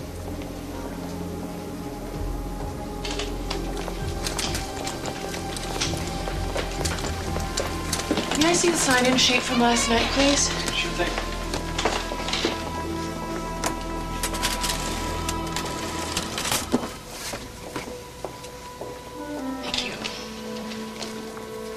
like a hospital issue. A. Wellers, 9:15 p.m. His wife? I really find it hard to believe that any of our technicians would sign some stranger into the lab without seeing identification. It wasn't even a signature, really. It was printed. Anybody could have printed her name. There's still the matter of the red threads, too. Now, both Dr. Hart and Dr. Walker confirmed that Ashley was wearing a red cashmere coat the night of the murder. Yeah, I like her for this, guy. She seems to be perfect for it. But without a signature or a definite match on the coat, we don't have enough for an arrest. Sushi, anyone? Where'd you disappear to? Oh, I was out doing a little bit of research. Where? The two guys from Osaka? There and a few other places. Gentleman's Request, June 1990. The Nurses of Gentleman's Request. Take a look. Thanks, but I still have my novel to finish. I think you're going to take a look at the centerfold. Man, this is so unlike you. Whoa, Ashley Nelson, registered nurse, Community General Hospital? Nelson was a nurse at this hospital? You'd think you'd remember someone like her. Well, if she was dressed like that, maybe I would. Okay, so this must have been before she married Edgar Wellers. Yeah, she was on private duty after his first heart attack. Well, with a body like that, I'm surprised she didn't give him another one. How'd you find out about this? I went to see Dr. Hart. He seemed to know a lot about his patient's personal history. So I asked him, how did Edgar meet his wife? The rest is literary history. Here's her nursing profile, right here. So she would know about hospital protocol and infectious diseases, too. And how to administer a lethal injection to a troublesome husband. She'd also have a Community General ID. Expired. That could be fixed. Mrs. Wellers has a lot of questions to answer. This is ridiculous. Just because I didn't like him doesn't mean I killed him. Mrs. Wellers, what were you doing in the infectious diseases lab? I wasn't there. We'll know the answer to that if there's a match on the threads of your coat. If this is some kind of an attempt to blame Edgar's death on me, I'll sue Community General right out of existence. Edgar died under your care, not mine. Mrs. Wellers. If you have anything else to say to me, tell it to my attorney. Thank you. Well, it wasn't exactly a confession. If the threads match, we don't need one. 3 ladies. Pair of tens. It's about how my luck's been going, all right? Full house. Deal me out. I'm done. Sorry to see that surgery didn't hurt your poker game any. You operated on my knee, Jesse, not my brain. Yeah, my mistake. You in? You know, it's just that whoever killed Edgar Wellers was wearing full scrubs, a mask, and a cap. Steve, first of all, no one even believed there was a murder. Then you proved that there was. You even figured out who the murderer was. So relax. You can stop working the case. Yeah, I'm just not sure Ashley Wellers killed her husband. You were sure yesterday. No, you were sure. I just didn't know how to dispute the evidence. Well, it is pretty hard evidence to dispute. I mean, she's a nurse. We have threads of her coat tying her into the infectious disease lab. She hated her husband. Now that he's dead, she gets everything instead of nothing if they'd gotten a divorce. It just seems like someone would have noticed if a woman that looked like her was wandering around the lab wearing a bright red coat. 2 cards. How many? I need to talk to her. Well, the last thing she said to us was if we had anything else to ask her, we could contact her attorney. Well, you're just going to have to convince her to come see me. Me? I don't think so. Well, I'll just have to go out there myself. You're not going anywhere until that knee's better. Well, you're just going to have to talk to her again, then. Steve, you know, I'm beginning to think you are suffering from a mild concussion. You're seeing double and hearing nothing. All right. I'll talk to my dad. He'll go out. I'm sure he will. How many? None. Give me none. King High straight. Oh,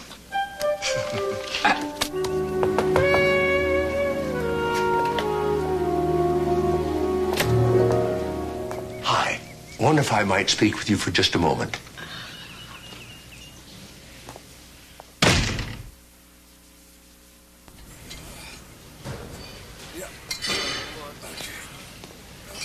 Hey, Sloan.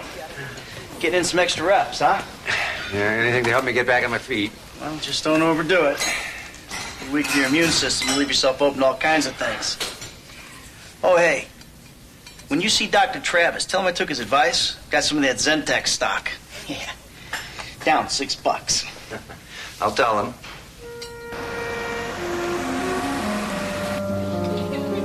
So we missed our projected second quarterly earnings by 1%. The talking heads advise our clients to sell, and we dropped 6 points in 1 hour. It's ridiculous. You sure it was the quarterly reports? Yeah, what else could it have been? Anything wrong with the Lexamide trials? Jesse, how long have you known me? If there was a problem with the trials, don't you think that I'd tell you? You would tell me. Listen, Zentex is doing great. When Lexamide comes out, these stupid talking head stock analysts will be looking for a new line of work. Yeah. Did you look at the menu? Know what you want? Yeah. Why? Have you heard something? About what? The Lexamide trials? No. What would I hear? Well, you're at the hospital. You hear a lot of things. No. I mean, except for Edgar Weller's death.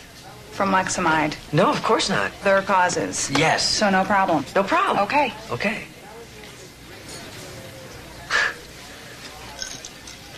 You do know about the trials at Keller Memorial Hospital, don't you?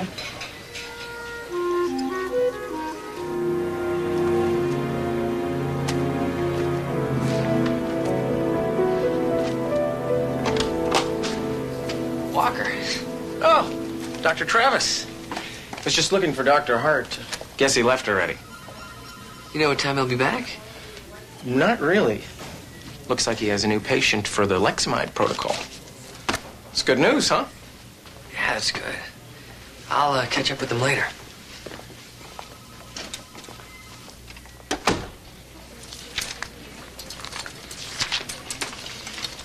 Hi, Detective Steve Sloan? Yes. I'm Ashley Wellers. I understand you wanted to talk to me? Yeah, well, after I slammed the door in your dad's face for the third time, he went out to the beach side of my house and started serenading me. He made me laugh. He's good at that. Well, he said that you needed to talk to me and that if I was innocent, you could be the best friend I could have. So I'm here. There's some things about your husband's death that don't quite add up to me. I don't think you killed him, but the evidence against you is pretty strong. I didn't do it. Can you explain how a thread from your coat got into the infectious diseases lab? If they're threads from my coat. Yeah. My partner Cheryl called this morning. They match. I left my coat in Edgar's room that night. I suppose anyone could have gone in and pulled threads. Can you tell me what you and your husband argued about the night of his murder? Yeah, he wanted to leave the Lexamide trials. Why? He said he was getting all these side effects, dizziness, nausea, itching. I said, who cares as long as it stops the tumor? But he was determined to leave. You positive about that? Yeah, he had me bring up all the forms. He said he was going to go to the press, to Mike Wallace, tell the world that Lexamide was a fraud. I tore up all the forms and threw them in his face. I mean, I didn't like him, but I didn't want him to die. I thought Lexamide was helping. Ask Dr. Hart, he'll tell you. Well, to be perfectly honest, I was hoping it didn't have to come out. I did report the side effects, and I thought, and I still think that my responsibility ended there. The patient who wanted to leave the protocol is murdered, and you hope that no one has to discover that. I don't believe that he was murdered. I don't believe you cared one way or the other. Look, I was angry that Wellers wanted to leave. I get furious when people enter clinical trials, take advantage of the best medical care there is, and then drop out before the trials are completed. Furious enough to stop them? You are way out of line, pal.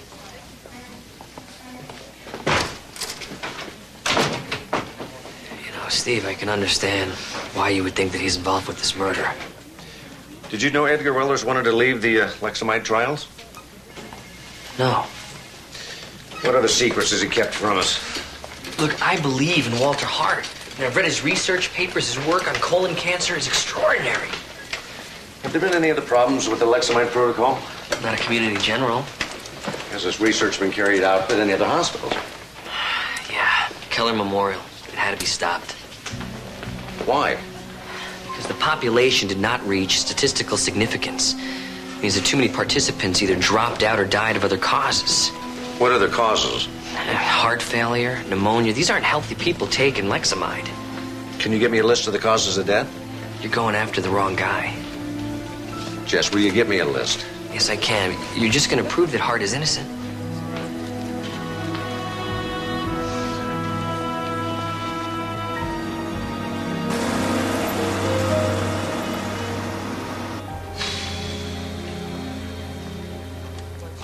Dr. Hart? Are you busy? Hey. What are you doing here so late? I needed to talk to you about the Keller Memorial Trial. Okay. What about it? Were there any deaths due to staph infection at Keller? I don't recall. I was over there this afternoon. Someone's asking questions. If there's a problem... There is no problem. You're sure? Because if anything else were to delay the rollout of Lexamide... It won't. I'm glad to hear that. Good night, Doctor. Good night.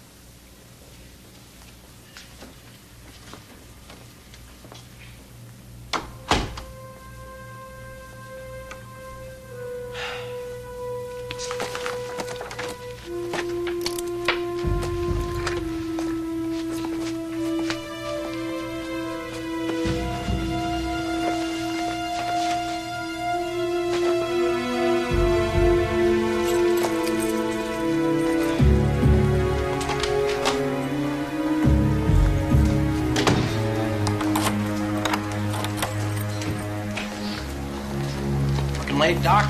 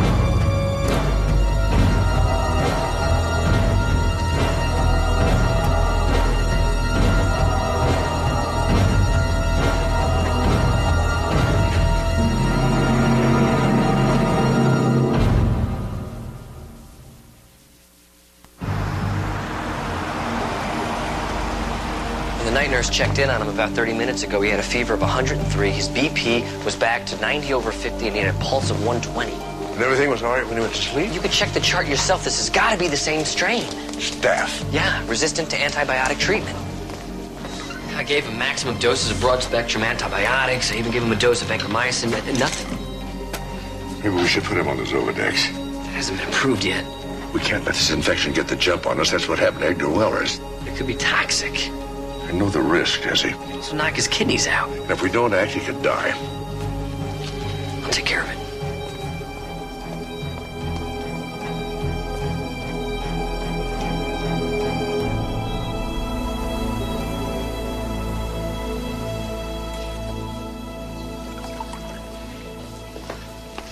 Hey, how's he doing? Well, he held his own during the night, but still no improvement. And Mark? He's in there with him. I think they're both sleeping. Jesse, if there's an outbreak of staph infection in this hospital... There isn't. What about Steve? I know. Steve Sloan, Edgar Wellers, Doris Shumway. Doris Shumway. She was a patient at Keller Memorial. Steve asked me to find out the causes of death at the Keller Memorial trials. The last patient to die during those trials, the one who caused the studies to come to a complete halt, died of a sudden virulent staph infection. Does Steve know? Not yet.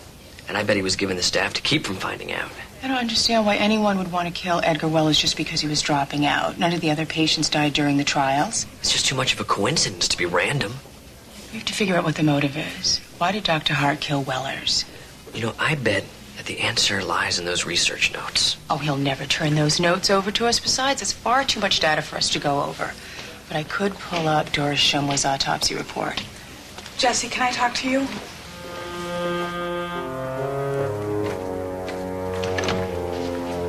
Hi, good morning, Jesse. Something wrong? I've just been up most of the night trying to save the life of my best friend, Steve Sloan. Well, the detective. You know, what I'm trying to figure out is why would a man whose research is going so well risk everything to stop one patient from leaving the protocol? Are you You want to just tell me what you're saying? We know that the Lexamide is working. It's killing the cancer cells, it's prolonging life. There'd be no need for a patient to stop taking it unless it was doing more harm than good. My research is all well documented. You can look it up if you like. The published documentation is only what you've parceled out. Meaning what? What else is in the research records that you haven't disclosed?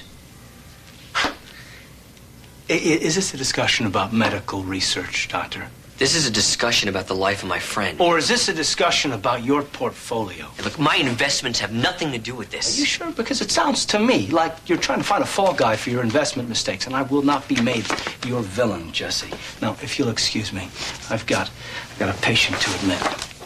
But then I had an interesting conversation with Robin Helton. She told me she saw you at Keller Memorial last night trying to get rid of Dora Shumway's records. Yes, I went to Keller to review Dora Shumway's records. They had been removed. Fortunately, she wasn't cremated like Edgar Weller's. My colleague, Dr. Bentley, is going over to the DA's office today to request an exhume order.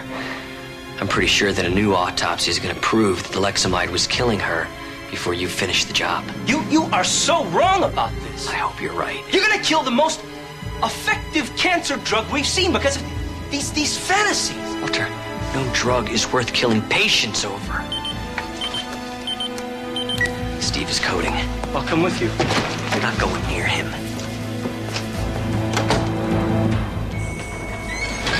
How long has he been in VFib? About 1 minute. Charge the pedal to 200. Charging.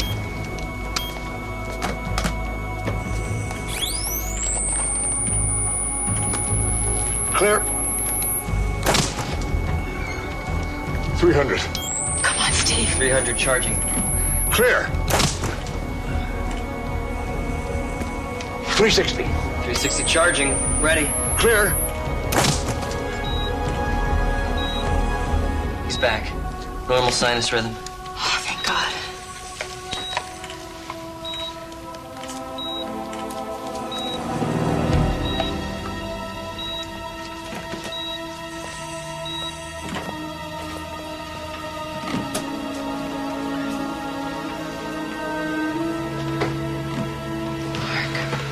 It's all right. It's all right.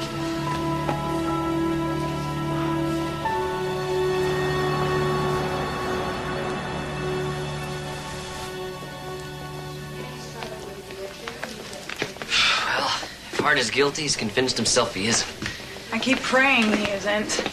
Well, it's the only thing that makes sense. You know, when you followed him to Keller Memorial, you picked him up in the parking lot, right? No, I was waiting down the hall from his office. So you saw him leave his office and go to his car? Yes. Why? Well, I was thinking that he must have gone downstairs to inject Steve with the toxin first. Well, couldn't he have done that when he got back? He must have, but it makes the time pretty short.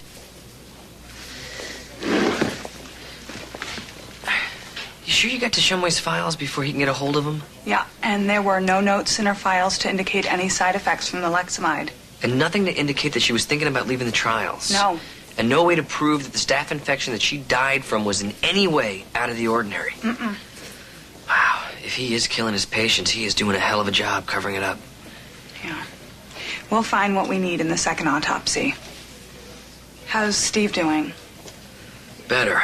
I thought until the fibrillation, like touch and go. Anything I can do? No. Well, I will, I'll call you when I get a hold of Shumway's autopsy.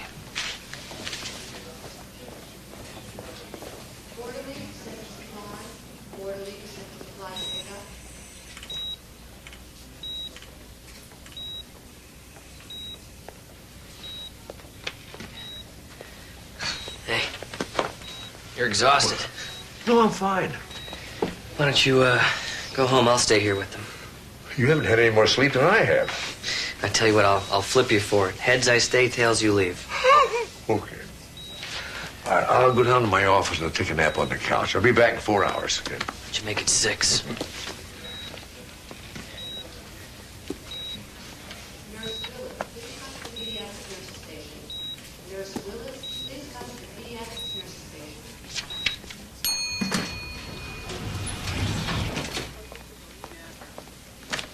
Oh, hey, Dr. Sloan. Yes. How's your son doing? Seems to be doing better. Ah, that's great. Tell him we're all pulling for him. Thanks, I will. Oh, and tell him to forget what I said about Zentex. About what? I was ragging on him about the Zentex stock going down after I took Dr. Travis's advice and bought some. Oh. Who else has been taking Dr. Travis' advice? Who hasn't been? Kind of feels like it's our drug, you know? Lexamide, trials being here and all. Dr. Walker, he's placing buy orders almost every day. Walker on an intern salary?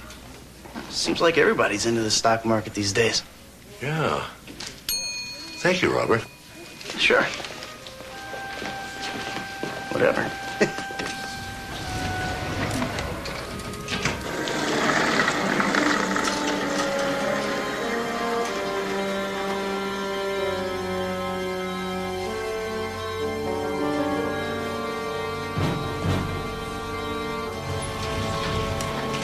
Mark, I've been looking all over for you. I'm afraid I have some bad news on the Shumway autopsy. You know, I was just up at the credit union. We've been looking in the wrong direction. What's your bad news? You go first.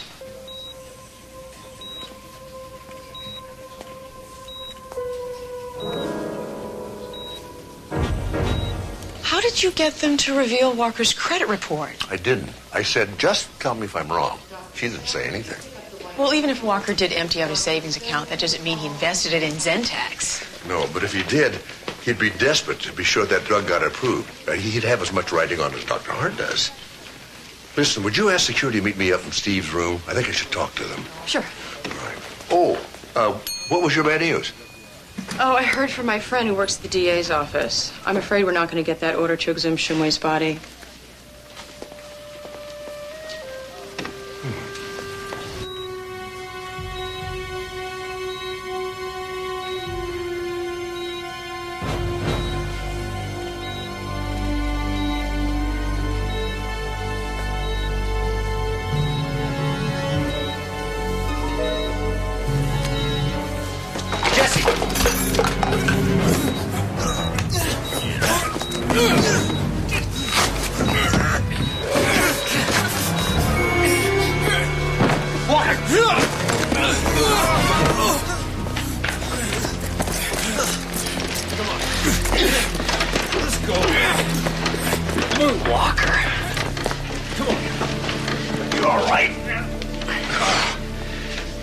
Question, Dad. What? Is this another dream? Why do you ask that? Because it's beginning to hurt.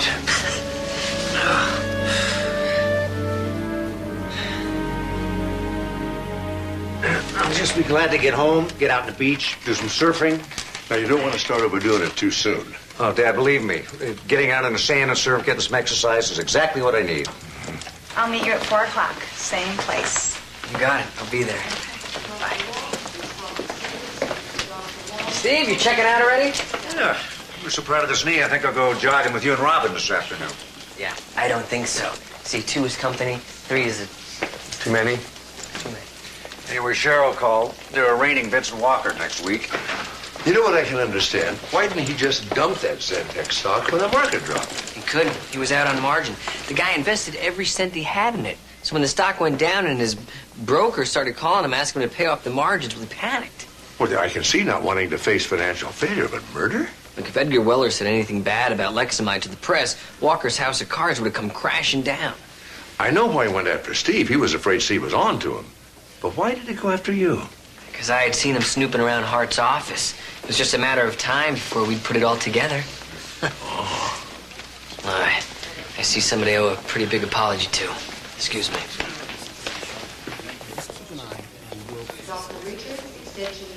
Dr. Travis. Well, I appreciate it.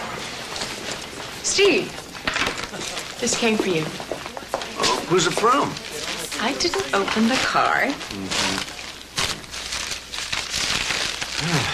Detective Sloan, thank you for believing in me. Thank you for believing in yourself.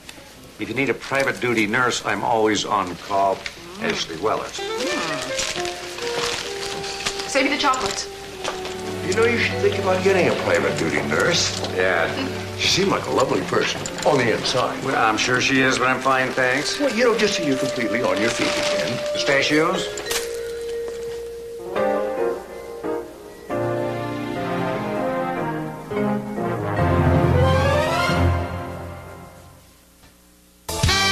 Tonight, Dave's sorting out the election with Cokie Roberts, plus the top 10 ways the U.S. would be different without a president. And know your current events tonight. First, your local news.